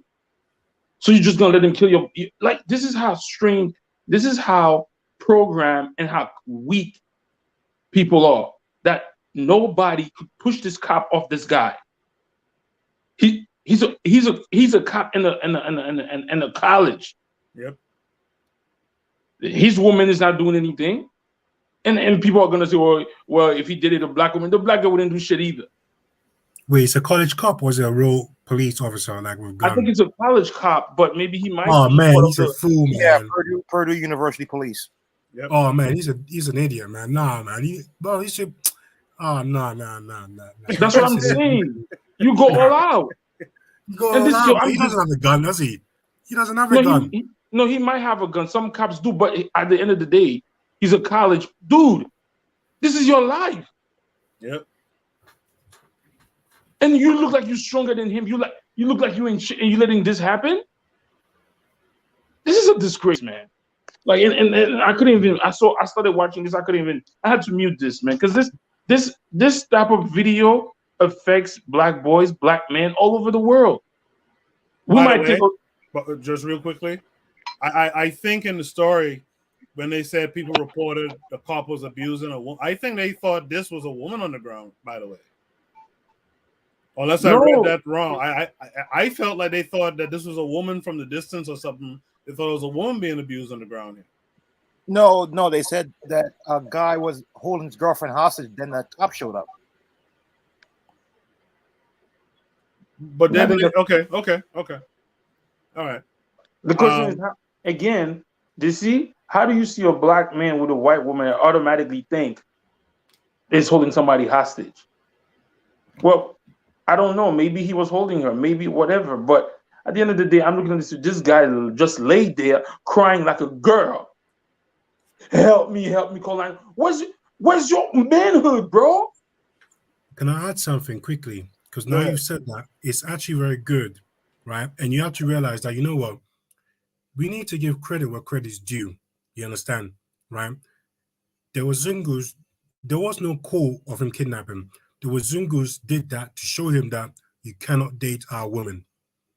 You know what I'm saying? She's ours. She's our property. I agree. That's what they did that for. And I guarantee you that if this dude doesn't have the sense to end that relationship, he's gonna take his life. And I think that, you know what, people need to start protecting their other, counterparts. You know what I'm saying? Especially our females. We need to do the same thing. You date one of our own, will cause you a lot of hell until you let go. I don't feel like what is happening here, especially, like we've seen this before, where somebody's called the police, said, oh, in this building, somebody's held somebody's hostage or somebody is raping this girl, and you find out that they're actually dating. Why are people doing that? Because they're telling you that, look, you cannot touch our women. It's not going to tell you in public, but it's making you feel like you have to leave the woman. And, it's people could say, well, something wrong with that. Cool, if you believe that, but I'm not going to risk my life for those type of women. We've got our own. You know what I'm saying? Stick to your own. But if you don't learn, you're going to feel. And he's feeling right now in the snow, in all the dirt. You understand? And that's what's happened. Someone needs to get to him and tell him, yo, now you felt it, leave it alone and move on. You're in university to learn, to help build a race, not to fondle around. And that's why African certification is key. It adds to it. If you had our system, you will learn what not to do and what to do. And that's also important. Sorry, continue. It's all right. Real quick, in the chat, the pro-black perspective said, I thought the same thing. BMP, Bitter Medicine Podcast. Yeah, I thought they were saying, I thought people mistook this dude getting manhandled in the snow because he has long hair, locks and stuff. I thought people thought he was a woman. Kedar is laughing. To go back up a little bit in the chat. Hold on, let me find it. The learning curve says the full 8-8, talking about Adolf Hitler. The optics on this is to make sure that women are seen as the saviors of our men. Yeah, when I was watching it, I was thinking Richard Spencer and Adolf Hitler. This guy looks like the two of them. Kidder says, hysterical white woman. What he doing with her anyway? Shaking his head. Lero says, never supporting state apparatus harming our people, but seems like this started from his altercation with the white girl. Gotta stay away from the snow buddies, fellas. Kidder says, so true to Lero. KW Dawn 7 asks a question. Was he a swirler? I think he was indeed. Lero says, but this situation is deeper than just African-centered education. It's your objective reality living in America. Our schools would be policed just as much and have been. Yeah, I agree with that too. African-centered education is definitely important, but if it's still in this man's nation where he can send his cops in, you still have much of the same problems. The learning curve said we need our own society that allows us to have as little contact with them as possible. This is why we need a nation. Our people do not have a strong nation backing us up. I agree. The pro-black perspective says, get off me, you're choking me. That's a quote by a BAN, a bitch-ass Negro. Lero says they definitely could have done more to the officer, though. Take the consequences. Him and her should have rolled down on him, especially if your life was on the line. Die on your feet or your knees. Pro-black perspective says, I thought the same. The learning curve says to take care of all their own. They take care of all their own. They don't do this. Pro-black perspective says that dude doubling down on WW, on white woman. She recorded and complained. Meh. The learning curve says this is the biological fact. That's why all the anti-black man woman issues are a problem. I agree with that as well. Kevin Carrett, let's hear from you on this prompt. What say you? Yeah, you said what I said. I wanted to say. Look at that still image, just like Adolf Hitler choking this guy. That's what I saw first. But right. What are you doing at that? I don't know why black people are going to these colleges. Although we know the HBCU, they're not really fully owned by black people, but you're on your own people. But that's why I'm happy with what Deion Sanders is doing. He's bringing in all these top stars to the HBCU. Yeah. D-Web, what say you to this? I'm probably gonna be a little contrarian with my shit, but whatever. I saw your responses on Twitter too. So Yeah. First and foremost, I'm always like, I want to see what happens leading up to this situation, yo. First and foremost, you don't see no context of what led up to this. Well, you know what I'm saying? Like, we go to extreme. What if we grab that white man dick? You don't know what happened prior to what happened, right? Man, like, I hate when I see 10-second clips. I don't see what happened beforehand. You know what I mean? I want to see everything, right? But then, like, I go to the white girlfriend screeching instead of pulling this dude. Yo, if you think he killing your man in front of you, why is your camera out? That phone's supposed to be upside his head, bro. Like what is you doing? You screeching about he killing your boyfriend while you standing there recording his last moments. You feel me? What the hell is that? Hit him with a snowball. Do something. You feel me? What's going on here? And like I was saying to the issue of the prompt, yo, you can have the most advanced. I said this on Twitter. You can have the most advanced, well-funded, college in the world, and you're still gonna have their ice is colder syndrome, bro. It's still gonna be some people who appreciate going to that white school and think it's better. You know, I seen something the other day where a sister was going off on a black business. That's why we can't support these black. I went to a black business. I got bad service. So now let me bash every single black business in the world. Meanwhile, you probably went to McDonald's 55 million times and had shitty service. You ain't bashing all white businesses, right? Some of these Negroes cannot be saved, yo. They are going to go to the white man's school because they've been taught and they've been indoctrinated that this is the better institution. We got to start separating yourselves, man. Stop trying to save every Negro. You know what I'm saying? You got to stop it because you're going to lead yourself to self-destruction. You need to build within. You need to go on the micro level and build with people that think like you. Finally, it's like at the end of the day too, bro, go home. You feel me? I know it might seem like it might be degrading to bow to this dude and do what he's go home, get a lawyer, sue these cats if you need to. Do what you got to do. This is Captain Police. This is not even real. This is a glorified rent-a-cop. You feel me? You go to Purdue. Somebody got some money in your family. You got a white girlfriend, you go to Purdue. Somebody got some bread. Sue these people, man. You feel me? Do what you got to do, but go home at the end of the day. Why are you sitting there? And finally, man, like I think somebody said it, like, stop being a bitch. Like, learn some martial arts, my dude. Yeah, you in a position right now where you could easily buck this dude off if you know what the hell you doing. Yeah, easily buck this dude in the position you in. Matter of fact, he can't even choke you out and really in that position you're in. Yeah, because he ain't pushing back against. He has nothing at his back. Yeah. He uses all weight in a forward position. You can easily buck this dude off, particularly if he's leaning forward.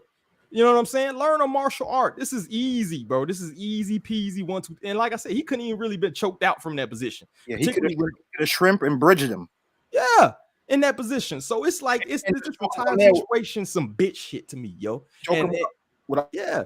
So that's why I didn't even prescribe to this. And like I said, going back to the original prompt, to me, it doesn't have anything with African center education because you can have the best African center education in the best institution in the United States sitting there waiting for you to go to it. And some of these people still want to go to Purdue. They'll still want to go to Harvard. They still want to go to Yale. They still want to go to MIT. You feel me? It don't matter. So these type of people, they kind of throw away, man. And I hate to devalue life like that. But if you sit there and trying to save everybody, what Bill Cosby say? The quickest way to failure is try to, appease everyone. Yep. Yeah. Hey, D-Web, you also heard, remember I said this is been a week of anger, right? Did you see that video of what happened in New Jersey? With that black kid fighting that white kid, and the cops came, pushed the white kid on the seat, and they put her foot on his neck. Yeah, I saw that. He seemed kind of like racially, he seemed like mixed or something to me too as well. But like I said, man, you know what you're dealing with when you deal with these cops, man. It is what it is. Go home. Make sure you get to the crib. I understand you want to fight and you want to make sure you go home, man, and do what you have to do. Get some lawyers, man. Get somebody. And it kills me when all these people record you getting your ass beat. It won't do nothing. It's almost like the Floyd incident. It's like you got 6-7 people recording you dying, recording you get your ass beat. Well, nobody pulled a damn cop off you. Mm-hmm. What the hell is that? It's nuts to me, yo. I saw some promise a couple of months ago. There was a video from Washington where these cops are beating this brother up, right? They have him bent over the fence and they're punching him. And the brother's neighbors started taking the trash cans and throwing at the cops. And you know what happened? There was fear in all those cops. The cops started backing off. Yeah, that's common, yo. It's certain. I'm like from Chicago, man. It's certain projects the cops wouldn't even go in. They would call SWAT first because it was almost like a fortress. A citadel, yeah, they wouldn't even go in these places. They were scared. That's why they got rid of those projects. They try to say it's because it was terrible conditions and all that. No, it's because they were scared. They were scared. There was like fortresses in there, man, and mazes, man. I've seen some crazy stuff. People go through one door, come out another door. You be like, what the hell's going on? They were scared to go in these places. That's why those places are gone now. It wasn't so terrible living conditions. It can't be no worse than what they sending them to now in these Section 8 areas. You feel me? But yeah, they fear the people, man. We have to take our power, man. Mr. Untouchable, we haven't heard from you yet, but before you say your piece, and I'm going to give you time, in the chat, the pro-black perspective says that dude doubling down on white woman, she recorded and complained. Man. Lero says, talk to him, D-Web. Pro-black perspective says that screech was something else. It's like a banshee. Lero says, almost worse than the cackling you do. Only to say. The pro-black perspective says, added to pass me incident for tomorrow. So tell us again what the pass means are. I forgot already. What's the pass means? The pro-black perspective says he wasn't getting choked. That's why overseer didn't care. Pro-black perspective says, I wouldn't hire that loser getting choked. I'm glad there's a recording. Mr. Untouchable, hearing all these different opinions and whatnot, what say you?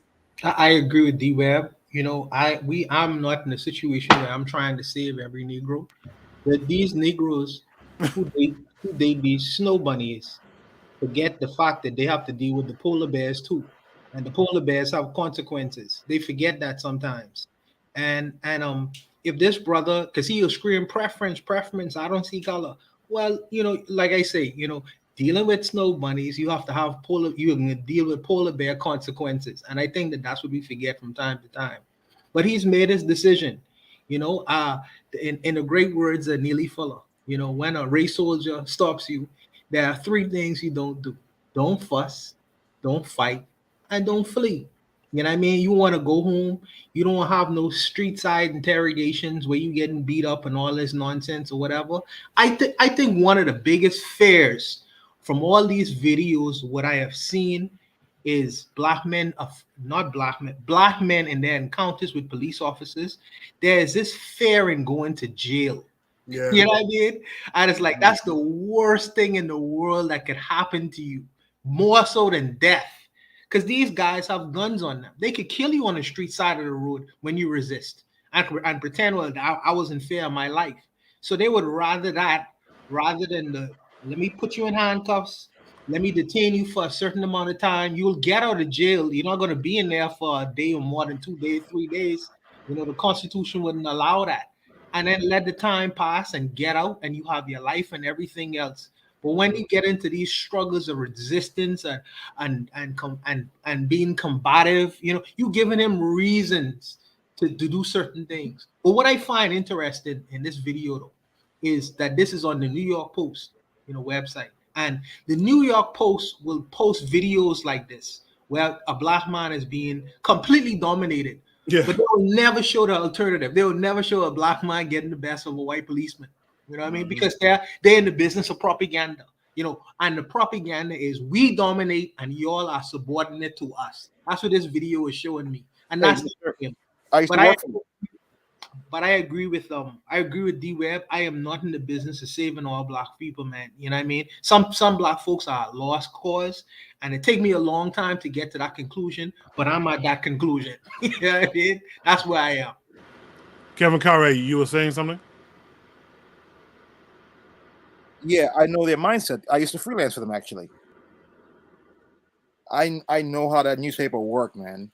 And I can tell you this, too. They're on their last leg. Once that old man dies, that's it. What old man? Murdoch. Oh, right. That's right. He owns that, right? Mm-hmm. Yeah. Rupert Murdoch. Right. Yeah, a lot of them guys in there, the editors, they were all from Australia.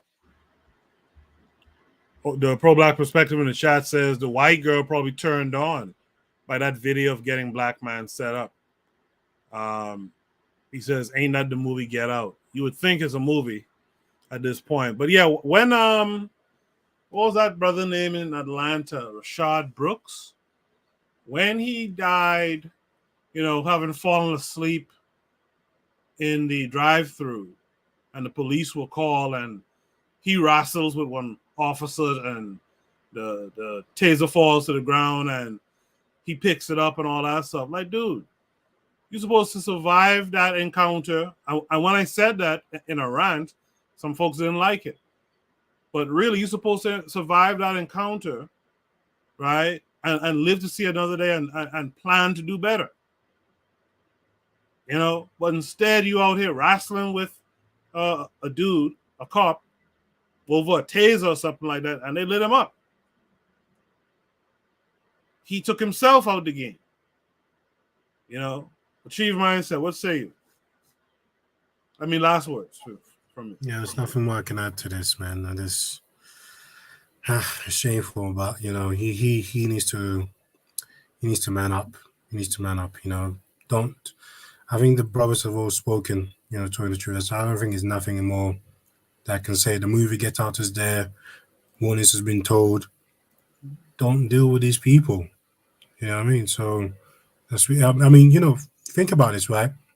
What's to say that the woman's not even part of it to set him up to look that way? Right. That's absolutely true. Urzuli, do you have any last word on this? I guess not. Maybe Urzuli isn't even here right now. Oh, he wasn't here. Let's move on to Shoot the Breeze topic number 8. Urzuli, when you can, join back the panel. Let's go to Shoot the Breeze topic number 8 tonight. This topic says, why are these incidents still happening today? It comes with a link. Oh, crap. Hold on. It comes with a link. Let me get it.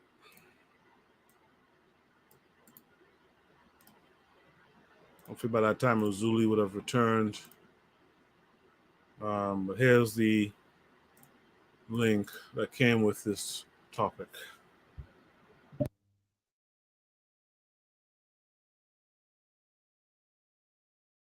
Is now suing the Chase. Now to another lawsuit. A local black doctor is now suing the Chase Bank at First Colony branch in Sugar Land after she says she was discriminated against and denied service, all because of the color of her skin. Dr. Malika Mitchell Stewart says she had just finished her residency, and on December 18th, she went to Chase's First Colony Bank here to open an account and deposit a $16,000 signing bonus check from her new job at Valley Oaks Medical Group. Well, according to the lawsuit, staff members here at the bank asked peculiar questions about the validity of Dr. Mitchell Stewart's check and her employment as a doctor. The suit also states, quote, as soon as Dr. Mitchell Stewart showed employees at First Colony branch her check, they immediately treated her like a criminal. Now, Dr. Stewart says bank employees denied her services, saying the check was fraudulent. It was a really unfortunate situation. They took my special moment away. I felt like a criminal. I've never done anything wrong. In order to get a Texas medical license or a medical license at all, you have to have a clean record. You have to go to school for so many years, and they just didn't care. They didn't respect that. They didn't respect my credentials. They didn't respect anything. And I shouldn't have even been asked so many questions about my age, about what I did for a living to open a bank account with Chase. Dr. Mitchell Stewart showed proof of identification. She showed proof that she was a doctor by presenting a business card. She even called employees from her medical group to confirm who she was. Now, I reached out to Chase Bank officials, and this afternoon, a spokesperson for the bank sent me this statement here telling me, quote, we take this matter very seriously and are investigating the situation. We have reached out to Dr. Mitchell Stewart to better understand what happened and apologize for her experience, end quote. All right. That's an interesting story. Let's start with sorry, Let's start with D-Web here. D-Web, what do you think about this story? Why are these incidents still happening? Oh, go on to another one. I'm writing a song for this damn girl, man. Real quick. Go on. I gotta have to rewind the tape. I'll be back in like 5 minutes. Okay. All right. So let's go to Achieve Mindset. It's very sad that this woman who is supposed to be highly intelligent is doing things that are kind of very depressing. First of all, she's not going to get any money from this, because they can say that, well, we were doing checks and we had to do checks because of blah, blah, blah reason. There are other black banks in the US, you can put your money in. They all do fractional banking. So when they put your bonus in, they'll take it and loan out money to black businesses. She's a fool for not doing that because she's an adult. I can blame her. It's also on her parents to educate her so that she knows the right way to do things. And the problem is that she seems to feel like, I think she's in the video, she feels like she's going to get something out of it, but she's going to be surprised when they say to her, oh, we're not going to do anything for you. She should have just taken the money to a black bank, put it in a black bank, made a video on the internet, in Instagram, on why, black people should not go to Chase. That would have had more profound effect on our people than to go to a news and try to make it like some lawsuit. It makes it very stupid and cheesy, especially in this era of cancel culture. What you could have done is made it more personal, went to Instagram or whatever social media, post it. Many black people will probably move over to a black bank. And those black banks in the US want black people to bank with them so they can invest in, in black businesses and black communities and black, charities. Especially like, for example, we talk about the art galleries, a couple of episodes back. Even fund some of our black universities. So it's kind of like, this full circle, but she's not doing her part. And, for me, I don't have any remorse for her because, she should know what she's supposed to be doing. And, good luck to her with that lawsuit, but I guarantee she's not going to get anything from it. Kevin Conrad, what say you? What I saw too, I'm gonna add to what Achieve Mindset said. What I saw is like, I went to a nice school. I put myself through it. I got my PhD. I'm a doctor. But you know what they're saying? Yeah, practically you're just a excuse my language, but you're just a doctor. You're just a nigga doctor. You're just another nigga to us. You make a little this bonus thing, whatever you have. Well, that's nothing. That's nothing. She went to a bank. Like up here, Koku, we have one bank still, a black-owned bank, Carver. But I got nothing more to say. I really agree with Achieve Mindset. We're still waiting for Azuliism to click the link and join the panel again. D-Web is back. He says he's caught up. D-Web, what say you to this? Yeah, I got a few questions, and honestly, I think sometimes we get the problem when we go to a lot of these institutions and we get these advanced degrees and we think we are accepted into this certain society group, this white society group. Sometimes you need a reminder that you still, a little wake up, huh? Yeah, a little wake up, right? And I have a few questions like, why are you still even banking with Chase Bank, who does business with private prisons and things of that nature? Like, why are you even dealing with them? You know what I'm saying? It's black banks all the way. I think I published it not too long ago, man. Where it's like black banking institutions that you can deal with, right? Also, credit unions, if you just want to be on a smaller level, why are you dealing with this cabal banking system? First and foremost, you know what I'm saying? Credit unions. Yeah, you need to withdraw yourself from that. So you went to the Chase Bank and you got treated like a Negro, like the Negro Chase Bank people were going to do to you. You know what I'm saying? And I think once we get these degrees and once we get these credentials and once we get this white man paper saying we certified, we have this tendency to be like, yo, I'm in now. I'm above all these other Negroes. Why are you treating me like a regular Negro? To me, that's what it sounded like in the interview. She was like, why are you treating me like these other niggas? You know what I'm saying? To me, that's kind of what it sounded like to me. And it's like, no, you're not different. You know what I'm saying? I used to do this as a social experiment, man. I did it one time actually, where when I was still in the military, right? I went to a car lot in my uniform, right? I went to the same car lot in like a hoodie and my baseball cap and whatever the next day. But the treatment I got was so different. You know what I'm saying? The treatment I got was so different. And that's the thing. I guarantee you, if she came in there with a white guy, with a white husband, with her little lab coat on or whatever, she would have got a different treatment than if she came in there, you know, with the weave popping. You know what I'm saying? Because she definitely had a wig or something cracking. But she thought she was supposed to get treated different. She thought she was special. And so it's hard for me to feel real sympathetic towards her because she thinks she's special, yo. She thinks she's made it, yo. Yeah, D-Rab, you know what? I'm kind of laughing too. I'm thinking about, as you're talking, I'm thinking about Jim Jones with Gucci. Yeah, it's the same situation. You think you're the special Negro. You know what I'm saying? You think that you made it. You know what I'm saying? Oprah went to Switzerland. What would you say? Remember when Oprah went to Switzerland? She went to the bag, to the store to look at the bag, and she, like, Your sound is distorted. Yeah, your sound is distorted. Go ahead. Can you hear me? Yeah. Okay. No, I'm saying, remember when Oprah went to Switzerland and she went to the bag store to get a bag, and she was like, "Can I see the bag there?" And they were like, "No, you can't afford it." All right. Yes. That did happen to Oprah just a few years ago. In the chat, Lero says, great perspective with the promotion and switch to a black bank. Would have definitely been more impactful. I honestly don't understand why these things are still so surprising to us.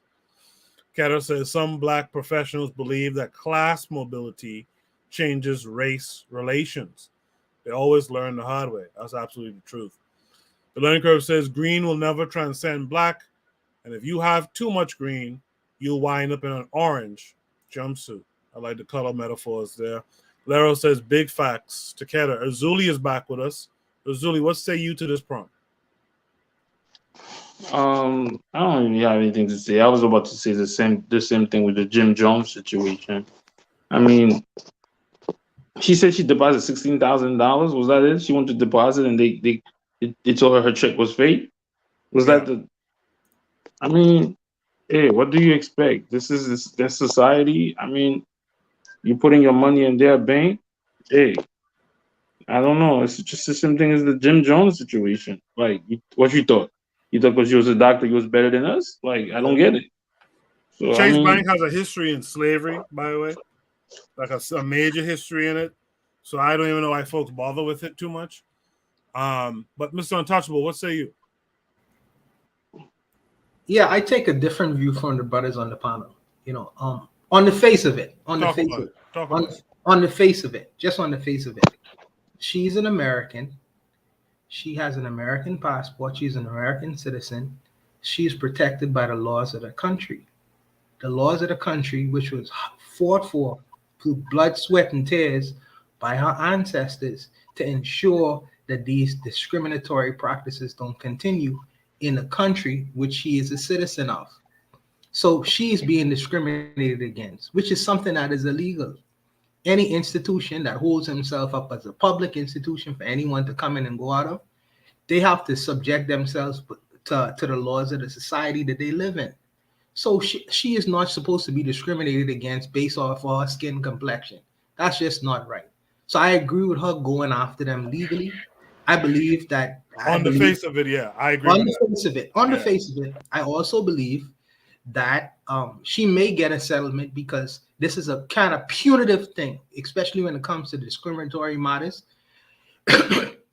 What happens is lawyers usually go after the companies or corporations to punish them, you know, financially, to ensure that these things can happen again. I understand it's a financial institution, but financial institutions, they have shareholders, and shareholders don't want to lose money. So just off of the face of that, I think that she would probably be able to get monies from it. On a Pan-African side of it, I say this: some Negroes in America, in particular our professional classes of people, need a Negro wake-up call. Sometimes we don't get these Negro wake-up calls from time to time. Sometimes many Black people are blinded to the fact that they are of a certain place in America, And sometimes some are so-called educated or skilled class need to be reminded of that. And if this is the situation that reminds her that, hey, you know what I mean, you are a part of a particular group, therefore, you know what I mean, you should take an interest in that. So if we, in her experience, her bad experience, if we win a doctor over to our side in doing things to our community, if she pay more focus on our community based off of this experience, I would embrace that, because we need more doctors on our side of the board. So that's how I would look at that scenario. Man, you see that wig? She ain't coming outside, bro. I don't know, man. Hey, D. She been trained by the best of the whites. Hey, D. She's gonna marry a white guy. Hey, D. Absolutely. Malcolm X was, what is the name is? Detroit Red. Remember that? He was a pimp. He was street with the brothers. He wasn't at the institution getting trained by the Hey, it's possible though. It's possible. It's possible. I die. If I had $1,000 to bet and I had to go one way or the other, I know where I would go with it. You feel me? In the chat, Keto says Chase Bank also has a history of financial imperialism in the Caribbean. The learning curve says Chase also has a history in eugenics. America was founded and is organized as a racial society. Achieve Mindset, we heard from you first. Let's hear from you last. Any last words on this topic? No last words, man. No last words. All right. So this takes us to Shoot the Breeze topic number 9. So we're going to have a good end tonight. A good time. Shoot the Breeze topic number 9 is, why don't Black immigrants go back home and fix their country? This comes with a link.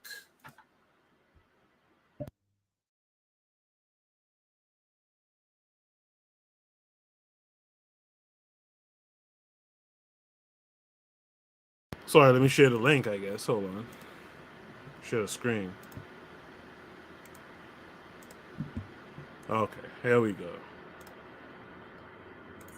You're with the BBC. And now witness. 30 years ago, the young left-wing Prime Minister of Grenada, Maurice Bishop, was executed following a coup. It became the trigger for an invasion of the tiny Caribbean island by the US military. Alex Last has been speaking to Ann Peters, who was with Bishop in his final hours.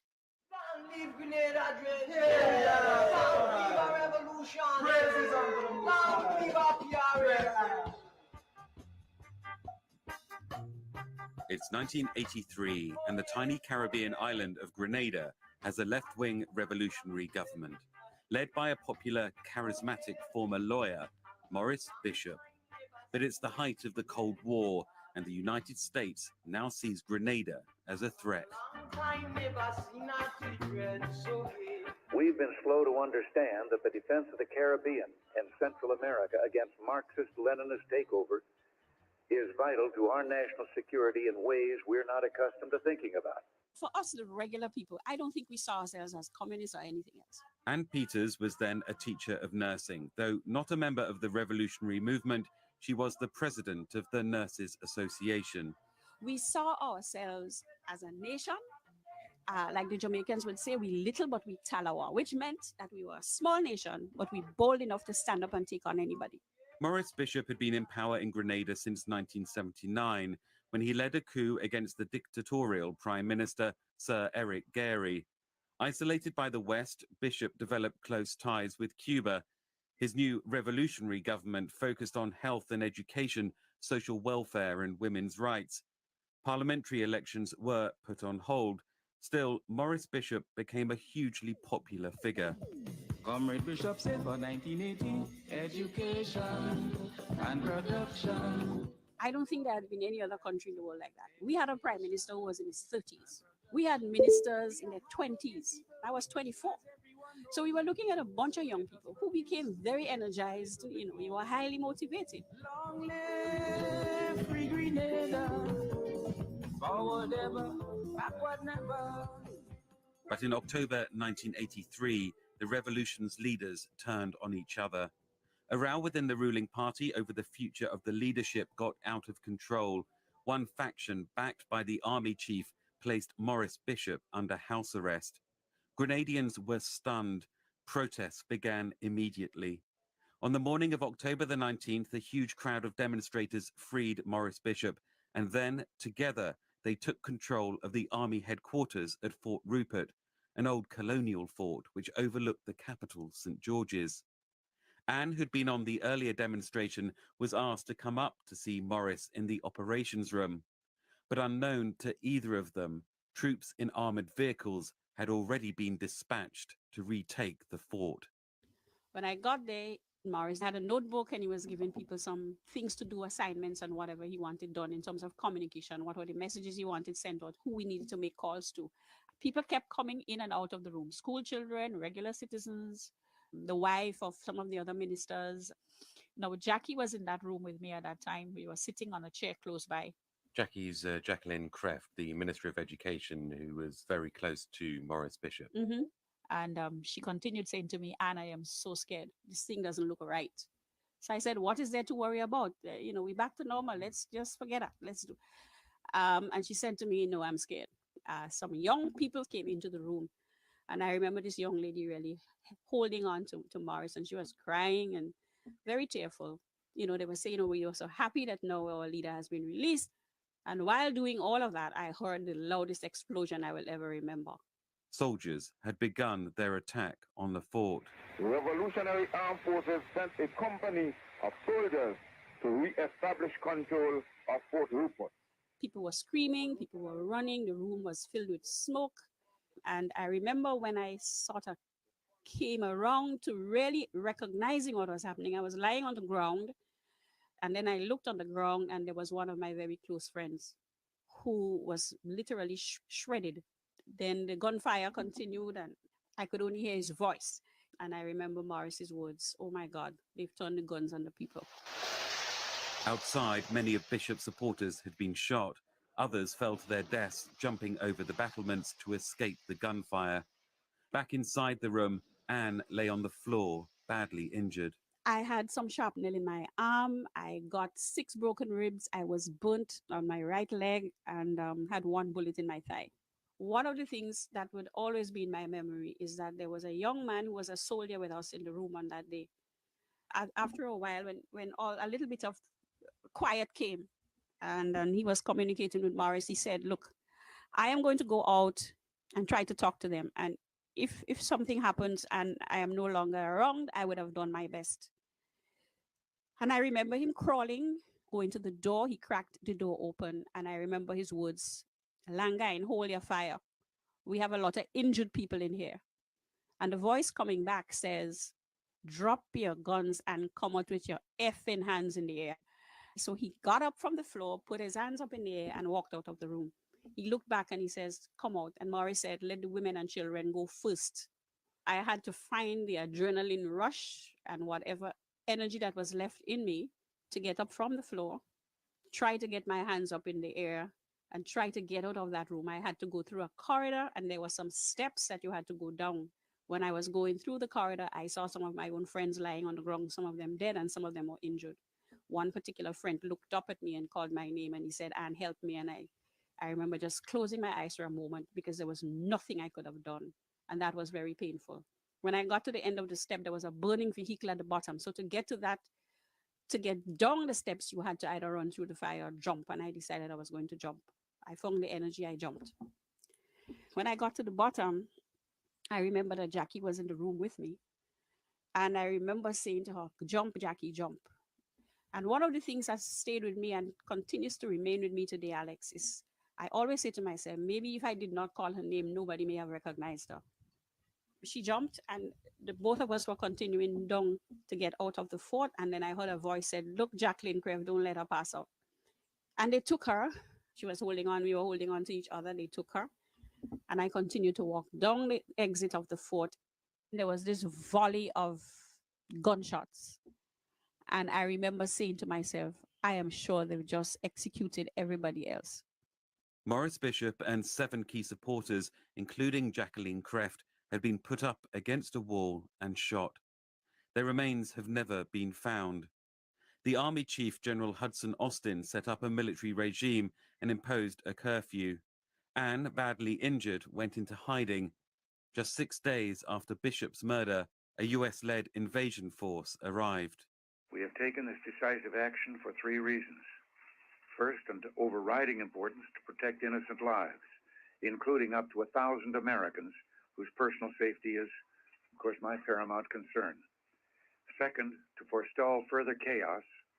And third, to assist in the restoration of conditions of law and order to the island of Grenada. On that particular morning, Alex, when the Americans arrived, I did not care whether they came from Mars, from some other planet. What I wanted was relief. That happened. But after a while, you started to get intolerant. You said, look, you came and you did what you had to do. Now leave us alone. That was the general view. The last US combat troops left the island in December. The following year, Grenada returned to Western-style democracy. 17 members of the revolutionary government were later jailed for their role in the overthrow and killing of Maurice Bishop and the others at the fort. Ann Peters took months to recover from her injuries. She went on to become a government health minister.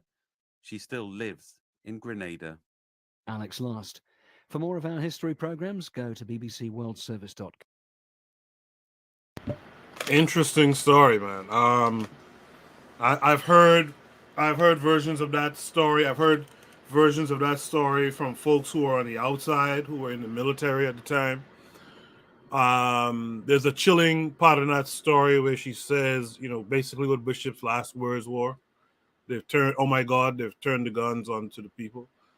I just want to point out that in the chat, Keita had posted earlier that Peter James Hudson's book, Wall Street Colonized the Caribbean, is a good read. So you guys who love to read, make sure to check that out. I'll try to check it out as well. Pro-Black Perspective to this prompt says, this is why you don't use names, referring to that part in the story where the narrator called up to her friend to jump down, and it was maybe because she called out the lady's name, that lady was recognized by the gunman later on. Urzuli, you're Haitian, you know about the history and spirit of revolution, right? But let's ask you the question here. In this story, after watching this story, why don't Black immigrants go back and fix their countries? I think the reason I think there's a complexity in the issues. Like, once you go back to try and, let's say I'm a filmmaker and I go back to trying to start something, you have to fight the people there. The people there and themselves are gonna think you're better than them and coming to take jobs away from them, number one. Number two, you have to fight the corrupt government. The corrupt government is about, you have to pay the government and other to set up shop here and there. Another thing is the fear of getting killed or something happening to you if you go down there to set up something. Especially in Haiti, you can see there's a lot of kidnapping and all of that. It's the fear. Mm-hmm. It's the fear of going there, and it's the like, we've been programmed to believe in this system so much, we can't let it go, and let's go start something down there. And it's not like you can't start something, but there's so much corruption, and I'm not saying that some people haven't done it. There's some people that have done it, that started business, and I don't understand what that question is. Why don't we? So what I'm saying, why don't we live here and go there and start that? Is that what the question is? The prompt is, that sounds like a Tariq Nasheed question. That why he keeps saying to people, why don't you do something in your country? There's a lot of stuff at hand. This is a complex issue. There's social issue, there's political issue, and there's personal issue. So I think a lot of times when you go there, it's like the same thing saying, why don't go to Africa and do this? You have to fight the people. I have a friend that had a master's degree in psychology and all that, went to Haiti to start a business. He said they chased her out. The funny thing, when the barrel maker goes there, they're more accepted than us. Yep. They allow, sometimes the government even give them incentive, this and that. So again, it's the divide and conquer, tribal. Like, it's like, what are you doing here? You come from America and you're trying to tell us how to run, even if you know better than them. Mm-hmm. But I think other way they do it is that people send money for other organization that's down there that's doing stuff and stuff like that. So I don't know. Kevin Carre, what say you?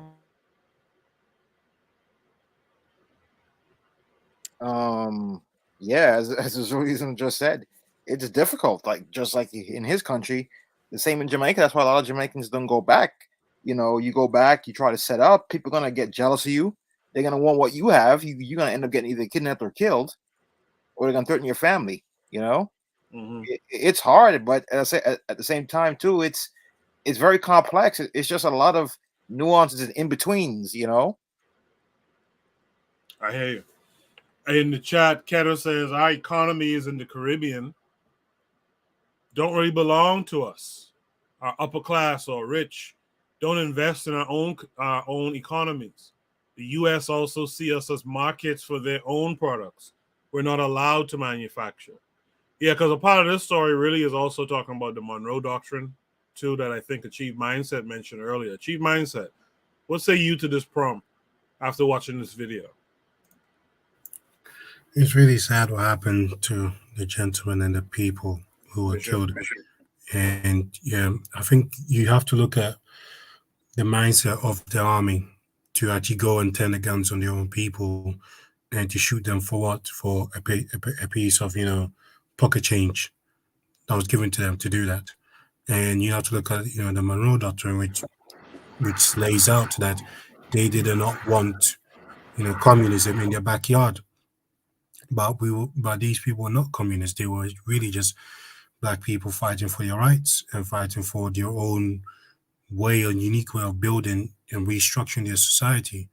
And I feel like these stories has happened in the continent and other parts of the Caribbean, but you cannot say to people that why don't you go back to your country and fix things, because no human being, not no human being, but some people do not want to do something that's going to cost them their life and leave their children behind, or leave a family behind.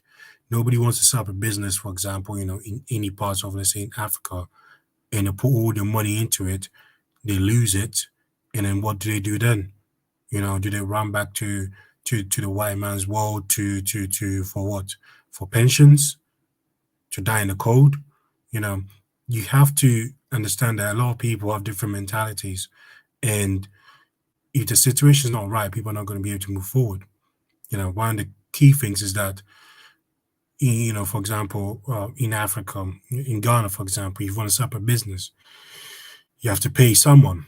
You have to pay one of 5 people just to start a business, and you get taxed whenever the president feels like it. If you have more money, they tax you more. It's not really the right rate, but everybody has to survive the same way. And these in Grenada, in Africa, and in Maurice Bishop, I don't think he was killed because he was a communist. It was nothing to do with communism. He was killed because he had a sense of leadership that could galvanize his people, can lead his people to a better place, and they decided to put an end to it. And they've done that to so many other people. So I don't think like there's anything doubting in terms of communism, because he was not a communist. You understand? And I think that's to make the link that we killed him because he was getting close to Cuba. No, that's really stupid. They killed him because they knew that if he could unite his people, he's going to unite the whole of the Black Caribbeans. And that's a big problem for America. That's as simple as. Thanks for that. I feel you on that. Let's go to Mr. Untouchable. What say you to this, Mr. Untouchable? Yeah. The reason why I set up this question is because I hear it so much. And this is an example that is, for me, is a twofold explanation for why people are very sheepish in engaging in just doing just that. Because here's a man, he went to England, he educated himself, went back to his own home country, and was creating a system that was not necessarily Western style democracy.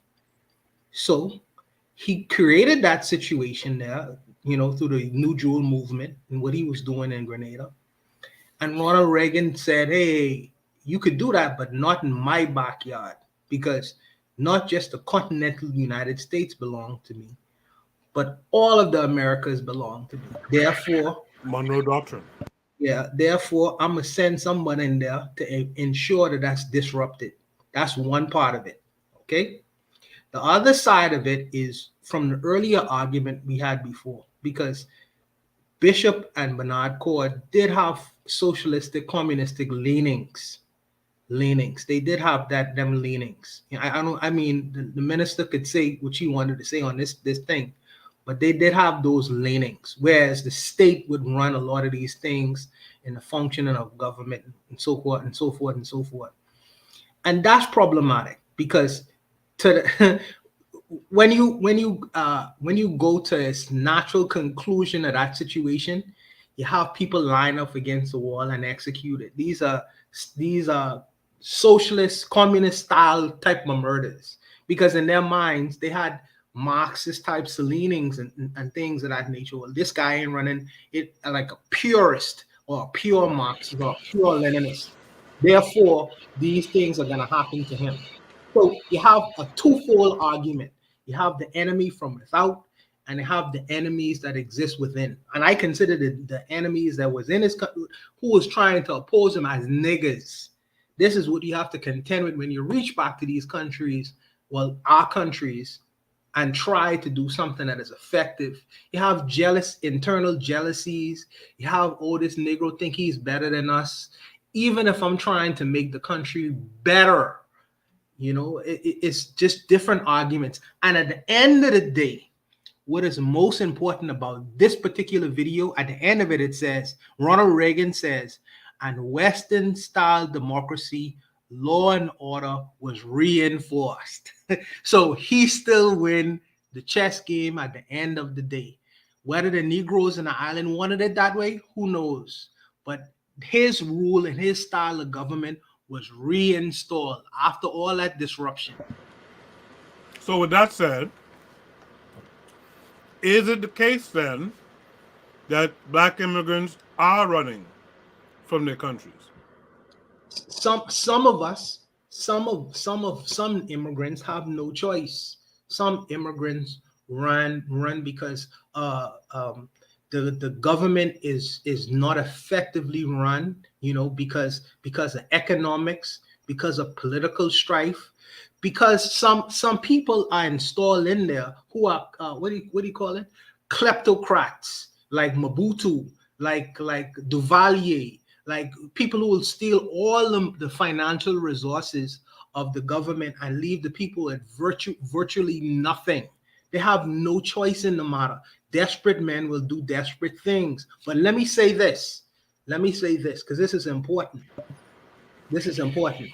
There are times, many times, when the people do choose a leader to represent the people, but these people are sometimes they're killed with American bullets, British bullets, Russian bullets. They are blown in the head and they were replaced with external puppets. Let me put it like that: external puppets. And these external puppets, like Mobutu, etc., they work on behalf of foreign interests. So you have a no-win situation. You got to do what you got to do for yourself and your family, even if it means jumping on a raft in the middle of the night trying to seek better opportunities elsewhere. It's just a desperate situation. So we're gonna go to D-Web, but let's first check in with the chat. The learning curve says we need to understand the colonial project. Before that, Ketter says our economies in the Caribbean don't really belong to us. Oh yeah, I read that before. So yeah, learning curve says we need to understand the colonial project. She says assimilate and go extinct or die fighting. Keter says Western style democracy is actually code name for capitalism. Bishop would have disrupted U.S. profits by investing Grenada's resources in the people. And it was a black revolution like Haiti. They hate this. He says the poor are the ones having to run. They're coming to claim what was stolen to us via Western economical institutions implemented through our leadership. Sad, family. Yeah, that's a great point he makes there as well. I just have on the screen, I did a episode a while back about the revolution in Grenada, an interview with Maurice Bishop. You guys should go back in the archives and check it out. Give me a thumbs up on it. When you do, drop a comment and I'll respond to you. D-Web, we're finally to you now. What say you to this prompt? Yeah, I'll be brief. Like I said, it almost sound like actually the question almost sound like a Tariq Nasheed type of black immigrants go home and fix their economy. I think the issue I kind of struggle with, first and foremost, particularly dealing with island economies, they're basically dealing with importation. They're going to have to import and export lots of things, right, in order to survive, or otherwise be like a destination where they're dealing with tourism a lot. That's pretty much the island nation conundrum, right? You're stuck either being a vacation destination, or you're going to have to deal with everybody else because you have to import and export a lot of things. And further going on with that is like, why do we have to be so weak that we can't be a global people, right? I struggle with that. We were traveling way before Eric the Red, bro.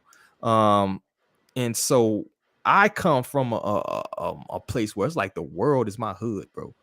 There's no place you can't tell. My ancestors that touch every part of this fucking globe. You feel me? So when I hear people say that, like, we need to go back home, the world is my home, brother. You feel me? We was doing this way before anybody else. And I don't want to get into no ADOS FBA type rhetoric, but it's the truth is that we were traveling way before anybody else. That's why there are black people in every corner of the globe.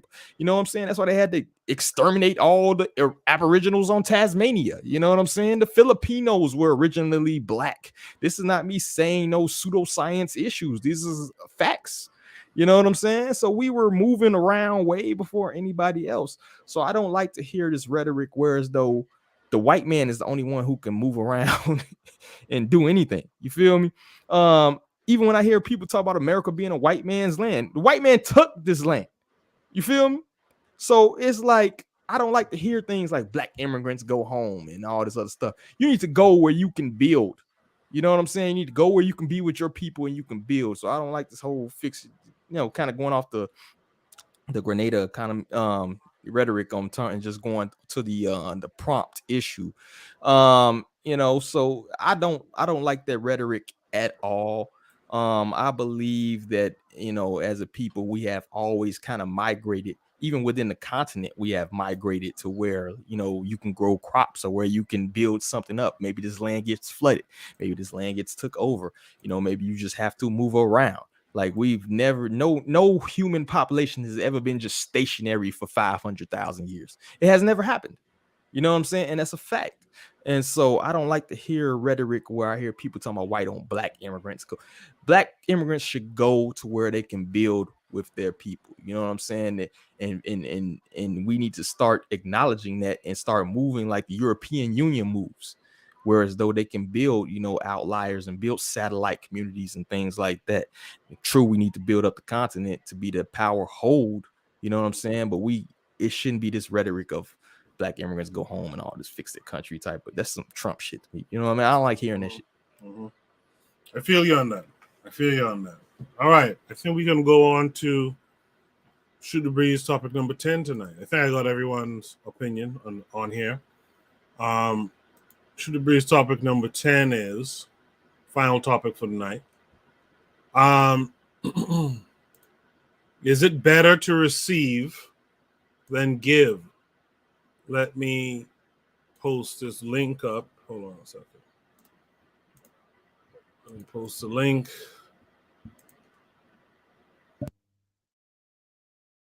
Called the Gospel of Prosperity. Religious experts say it's one of the fastest growing ministries in the country. But prosperity gospel and many of those who preach it are also drawing controversy. Fox 5's Art Franklin joined us now with a special report that examines one of the key figures of prosperity preaching, Metro Atlanta's Reverend Creflo Dollar. Well, Russ, Amanda, when people talk about Reverend Creflo Dollar, they mention the Atlanta area mansion, a $2 million apartment in New York, the Learjet, and the Rolls Royce he owns. But Reverend Dollar says all he does is simply share God's principles to help people better their lives. After years of avoiding the media, he talked to me in defense of his prosperity ministry and his character. I can't take no credit for what you see. This is God who had the plan for my life. The life of a millionaire pastor. You got to humble yourself for God's plan in order for him to prosper your life. It is the basis of Reverend Creflo Dollar's $80 million a year ministry, one that sells books, DVDs, and CDs by the millions, all the while teaching the gospel of prosperity. I define prosperity as every arena of life. Prospering in your spirit, prospering in your soul, prospering in your physical body, that's healthy, prospering in your relationships, prospering on your job, and prospering in your finances. As Christians, the way you... Reverend Dollar says he learned prosperity gospel from his mentors, Kenneth Copeland and Oral Roberts. Hallelujah, glory to God.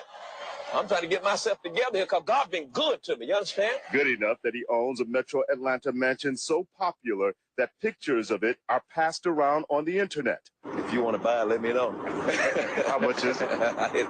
Well, I think it's listed, I got it listed for $3 million. Creflo Dollar also owns several expensive cars, including a Rolls Royce. It was a gift that my local church gave to me.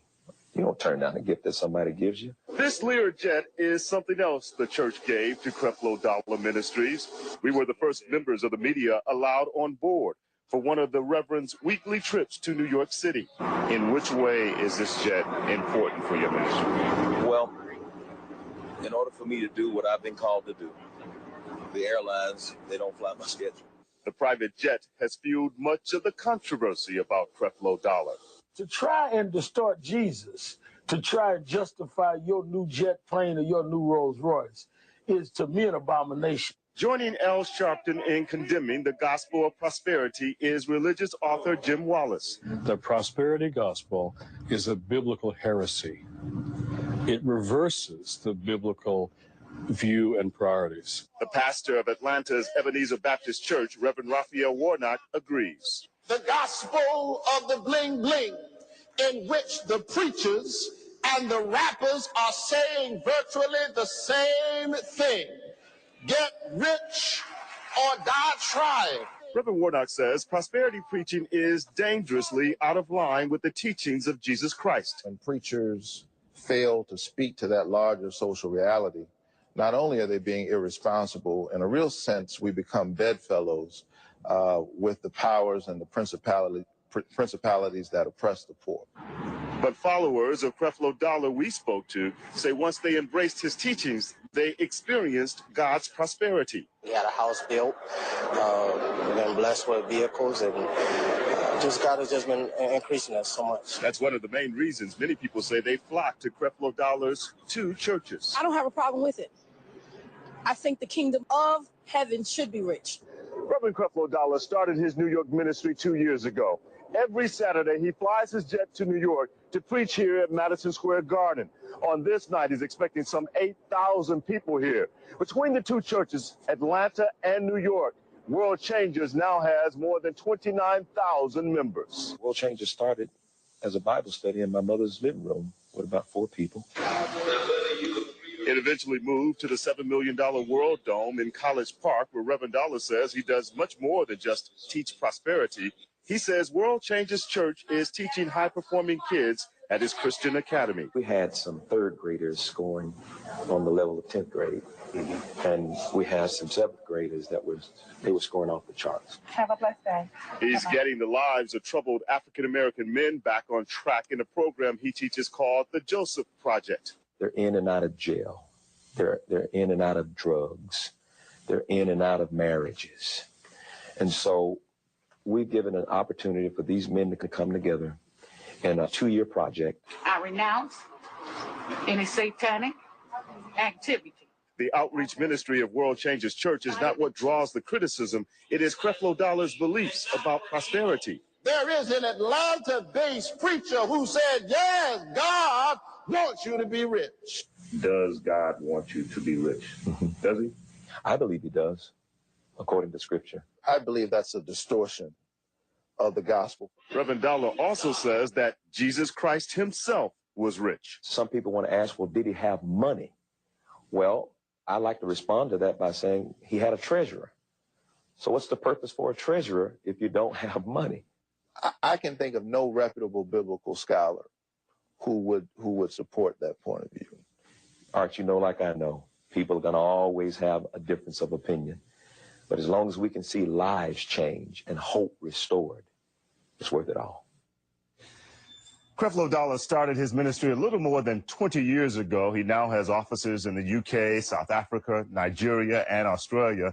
And he says he is about to get more active on the political front, supporting candidates who believe in the principles of his church, a church he expects to keep growing because of the prosperity preaching. Well, he's clearly got a lot of money, but you were telling me he says he doesn't get the money from the church. About 2 years ago, he said he stopped receiving a salary from the church. In fact, he says he's given some $28 million back to the church at this point. Interesting. In the chat, the pro-black perspective asks a question: Black folks still messing with Creflo Dollar? Then he asks, is this an old video? Well, judging by Al Sharpton's weight in the video, yeah, it's a couple years old now.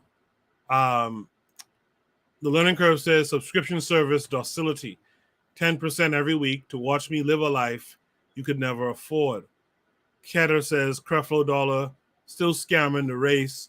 We need the gulag like yesterday, shaking my MFN head. The learning curve said hope is a toxin. Yeah, at the end there, especially when he said about keeping hope alive, essentially, I was like, damn, that hope thing is like a drug. The learning curve says, I am God on earth. Yes, I want me to be rich. And then she laughs. Urzuli, what say you to this prompt? Well, that's what I want to say is how the hell Al Sharpton had the nerve to criticize Creflo Dollar? That's where I'm at. Yeah, I was saying the same thing too. Like, who is this? You see, he's scamming, and then he's pointing his hand at another scammer. But what's all saying about Creflo thieves Dollar, and long bodies? I was about to say that they are amongst thieves. Yo, like he pointing hands at him, and I'm looking at his fat ass talking about, yo, you probably worse than Creflo. At least Creflo not pretending he's fighting for black people. So I don't know what to say. Like Creflo Dollar, he needs his like they're giving him money. I mean, I can't say anything. The people. This is the thing. Creflo Dollar can't be at this position unless the people are corrupt like him. What I'm saying by corrupt is like, yo, the Bible doesn't say that you have to be rich.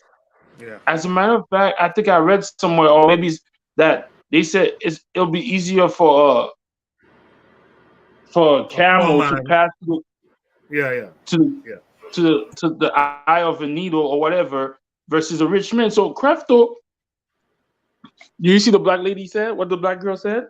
Oh, yeah, he's supposed to be rich. The kingdom of that is rich, but the kingdom of God is talking about being rich spiritually. Right. Not in the flesh. But if this is your followers, how could I be mad at Creflo? I'm not mad at Creflo. Do your thing, bro. But the problem is Creflo would never invest that money into back. I don't think he invests the money back in the black community. And like all that money you're making, how come there's so many homeless black people at the time? Why are you not creating? See, he's not investing the money back into the community. If he was, I might have been okay. All right, he's getting the money. He's driving a Rolls Royce, but he's helping people. But again, it's an individual, capitalistic, materialistic driven world. Even the pastors are materialistic. If the society is sick, the pastors are sick. Like, I don't get it. I'm not giving Creflo Dollar any more thoughts, man. Hey, it is what it is, man. Achieve mindset. What say you?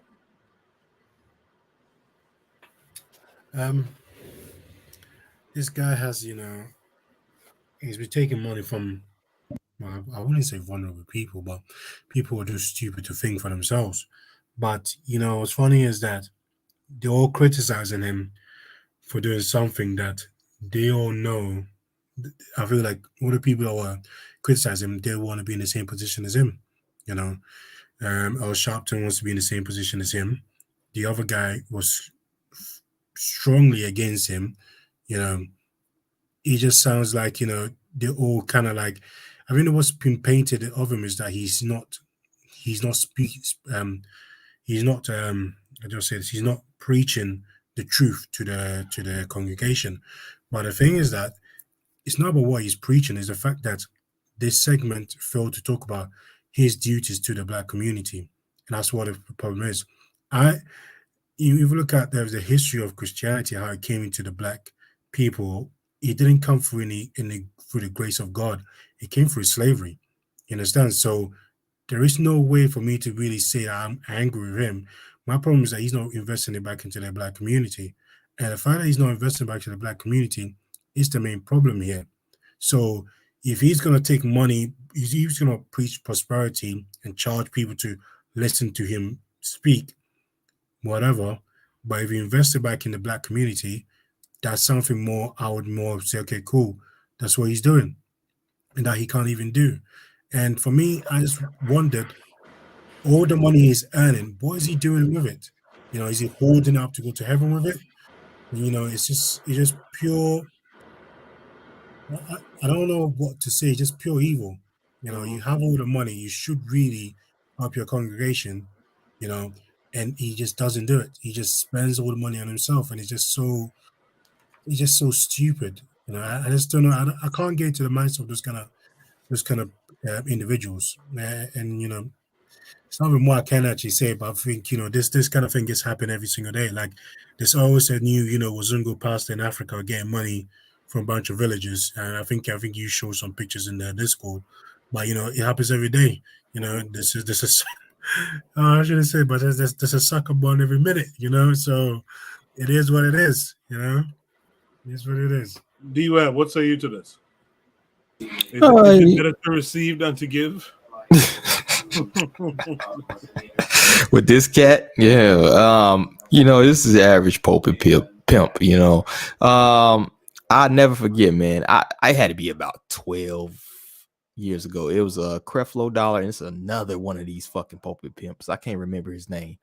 And they were literally just clowning. I seen a video clip, man. One of my homeboys showed me, and this is back in the early days of YouTube. These dudes was dancing on the money, yo. Yes, they had their parishioners, and they was, God wants to give us money. Throw more money. And they was dancing on like hundreds of thousands of dollars, like just dancing on it, you know, just making fun of their parishioners in their face. And I was like, yo, this is crazy.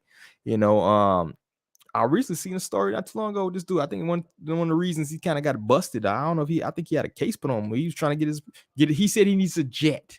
He says he needs a personal jet to be able to deliver the word of God. He needs a jet. He can't fly coach. You feel me? Yep. This is what you're dealing with. But you know what? We enable this behavior, yo. We, even to this day, I seen niggas Michael B. Jordan, man. He was trying to do a documentary on Mansa Musa. Mansa Musa was one of the richest people in history, right? But he got there being a black slaver. You feel me? That's how he got rich. We have this infatuation with the money, this monetary system, right? We have infatuation with these people who get rich. Even to this day, we see it. The bag chasing, it's constant. We talk about a bag chaser every one of these shows, man. And it's that money, you know, money consciousness. I think the matron always talking about, right?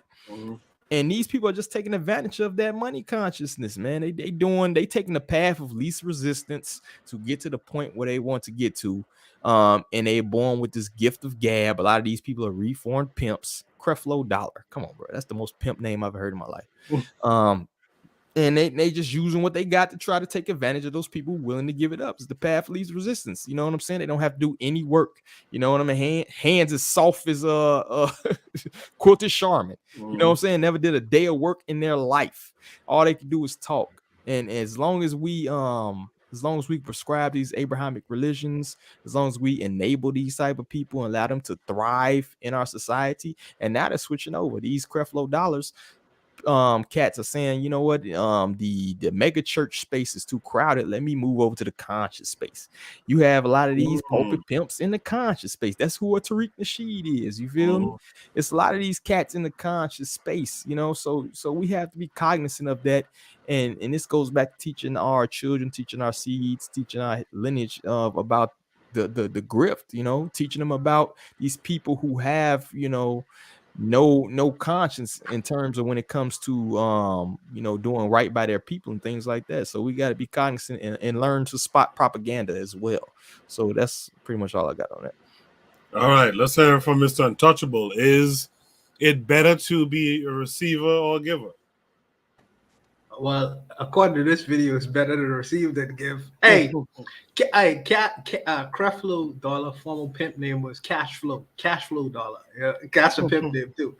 But it's interesting in this video that he got the pimp game from the two bigger pimps, Kenneth Copeland and Oral Roberts, who, if they was to wake up with Creflo Dollar's money, they would probably commit suicide. You know what I mean? You don't see the stories on them, but that's neither here nor there. That's neither here nor there. That's where you learn the pimp game from. But this goes back to what we was originally talking about with us, our community. We love a good story. Creflo is a great storyteller. And because he's a good storyteller, people will give them all of their money. It is what it is. We participate. We participate in our own demise from time to time. And it is what it is. It's unfortunate. I'm not mad at Creflo Dollar. I am certainly not mad at him. He won't be the only capitalist in this world. He ain't the first or the last. He's taking advantage of gullible people. That's unfortunate. I do see some things within that story that has good things when he's talking about trying to help Black men get jobs and with the schools things that he's doing. But I think that he should put some more money out for different kinds of things, like maybe for hospitals and clinics within his community. I don't know what he's doing financially. No, I only could from that video, I only could take the small pieces of information that what I would have gotten and say, well, you know, this guy's doing this and that. I would need to investigate a bit further as far as where he funnels his money. But I'm not gonna be dismissive of him completely, because I see that for the small things that he's doing good. And I would say our leaders in Africa and the Caribbean, yes, y'all gonna take a piece of that pie. Of course, y'all gonna take a piece of that pie, but give your community some of that pie too, man. You can't have your community completely destitute while you eating up all the pie. You know what I mean? So that's my issues with these brothers. They gonna be capitalistic anyways, regardless of what we want to do. They gonna do what they do. But if you must be that way, and if people drawn to your message and they gonna give you regardless, give a piece back to your community if you can. Do it just for the sake of doing it, man. Yeah, don't eat all the pie. Don't eat all the pie. That's where I am with that. You know. In the chat, the learning curve says Warnock is a politician now. He perfected his storytelling across the pulpit. She goes on to say, Al has gotten on the pundit payroll. We have no friends. Ketter says, facts. And what D-Web had to say. Kare, you have the last word on this prompt.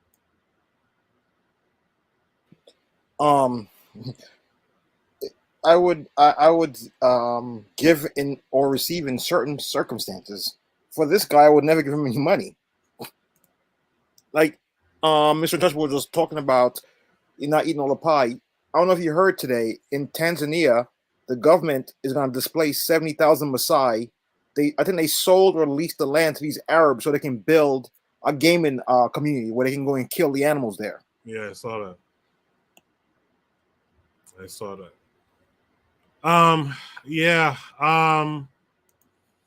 I guess my take on, I mean, you guys already know my take on this stuff, man. This is the Abrahamic religion stuff in full effect. We participate in this stuff in full effect. And so it is what it is, you know. Before we go, though, I can't pull it up because I don't have the picture for it. You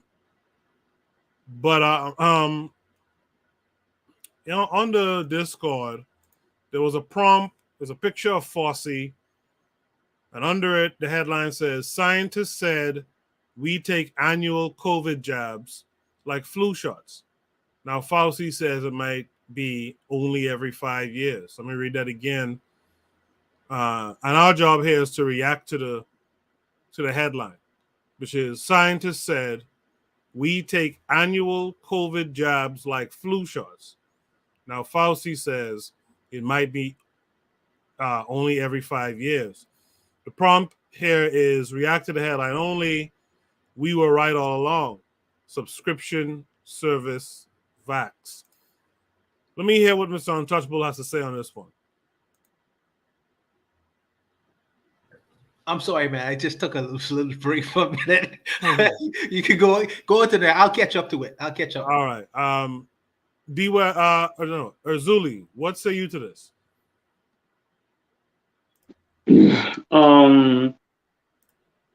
Hey, big business, man. What can I say? Big business, and they're gonna do what they're gonna have to do. I mean, it's gonna the flu is gonna be like the flu shot. I mean, I don't know what to say, man. I just don't understand how people were so easy to acquiesce or to concede to this. So I don't know, man. Fauci's gonna get rich people. I should have invested into that shot if I knew the stock number. Damn, I don't know, man. Let's go to Kevin Carre. What say you here? It's time to get out of these as D-Ray would say, these big major cities, man, and go somewhere where you can have your guns, man. It's gonna get worse before it gets better.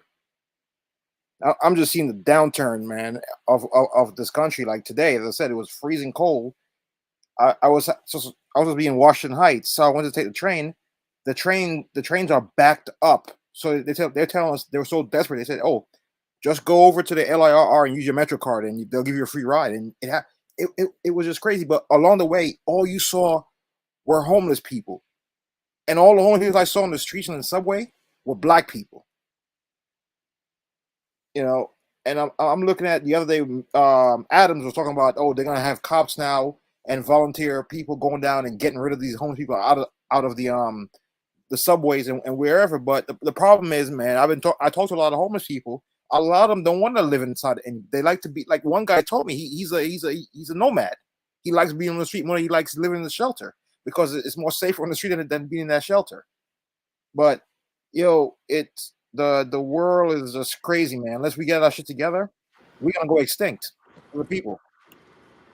D-Web, I know you talk a lot about the jab and the mandates and whatnot. What say you to this prompt? You know what I'm gonna say to this prompt, but to agree with Kevin Cartwright, and I'll tell you this, because a lot of our people, man,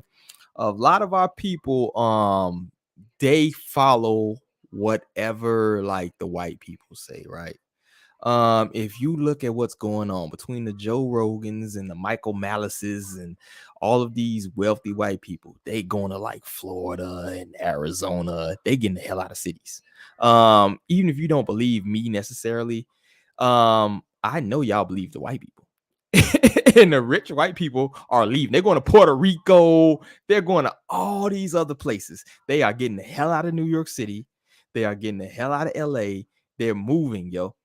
All of the wealthy white people are moving. Just to back up what Kevin Carre was saying, and I just don't understand how people are so just willy-nilly and playing with their bodily functions, playing with their DNA, because this is a DNA.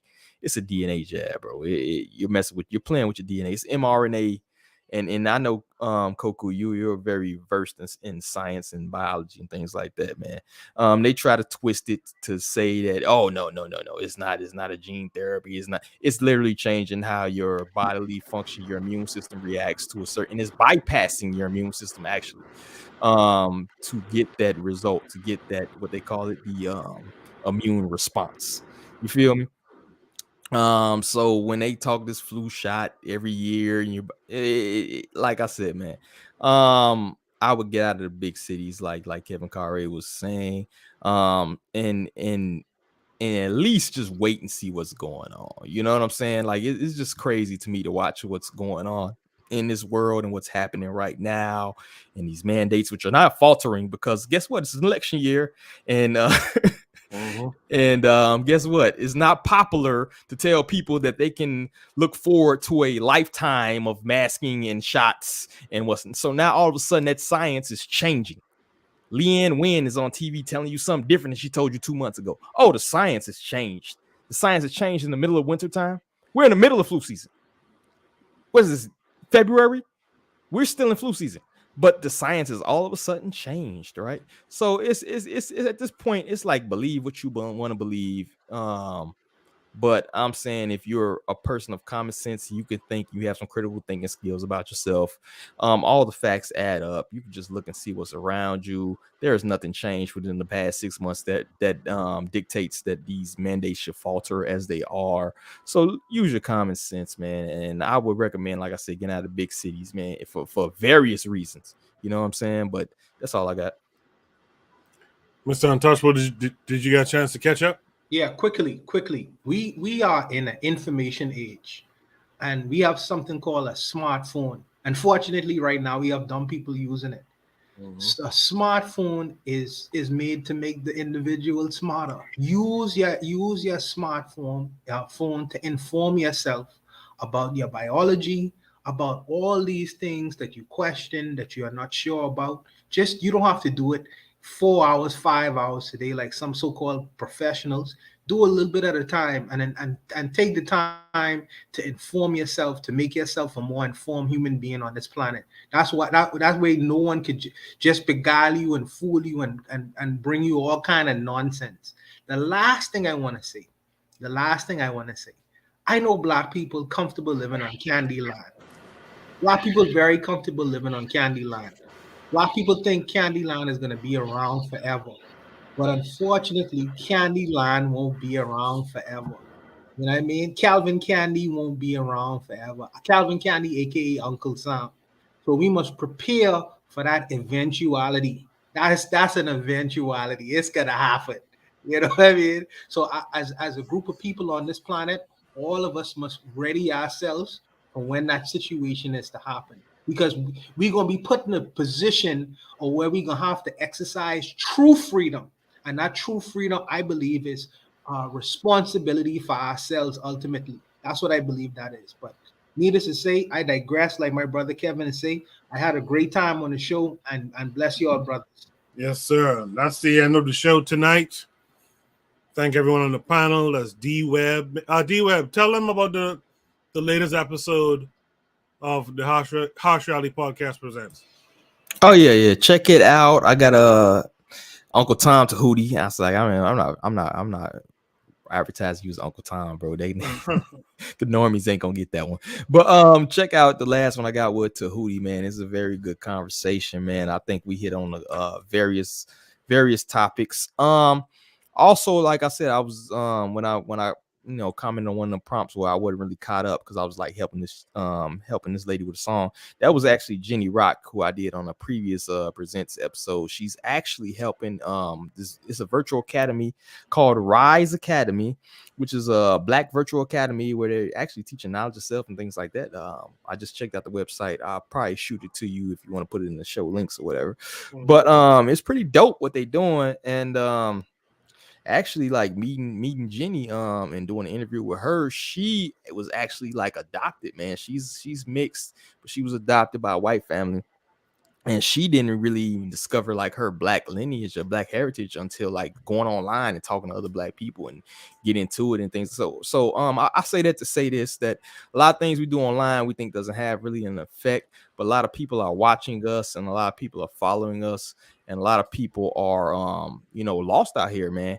And sometimes they turn to the internet and you can actually put somebody on to things, including their heritage and lineage that you didn't think before. Yeah. So we need to be cognizant of the things we put out there. So I think that was a pretty dope story, man. And shout out to Jenny Rock, man, and helping that school and doing a theme song or anthem song for them and everything else. So like I said, check out the last episode of Presents. We got a new episode dropping of the regular podcast. I'm gonna get with Lero. I'm gonna have to change the time for tomorrow, but we recording that very soon too. So we dropping. We working over here, bro. Okay, good to hear. And there's, of course, only the pro-black perspective in the morning, 11 a.m. Eastern Standard Time, talking about the enemies within. It's usually pretty entertaining, so check it out. Keto says, nice show, family, peace and love. He says, absolutely, online brought me to all of y'all. Black love. I appreciate that, man. Gentlemen, I'll talk to you guys during the week, and we'll be back here together for Shoot the Breeze next week. To those of you in the audience, thank you for tuning in. Make sure you hit the like, subscribe to the channel, share the content, and check me out during the week. You know the usual time, usual places. So we'll talk next time, y'all. Peace.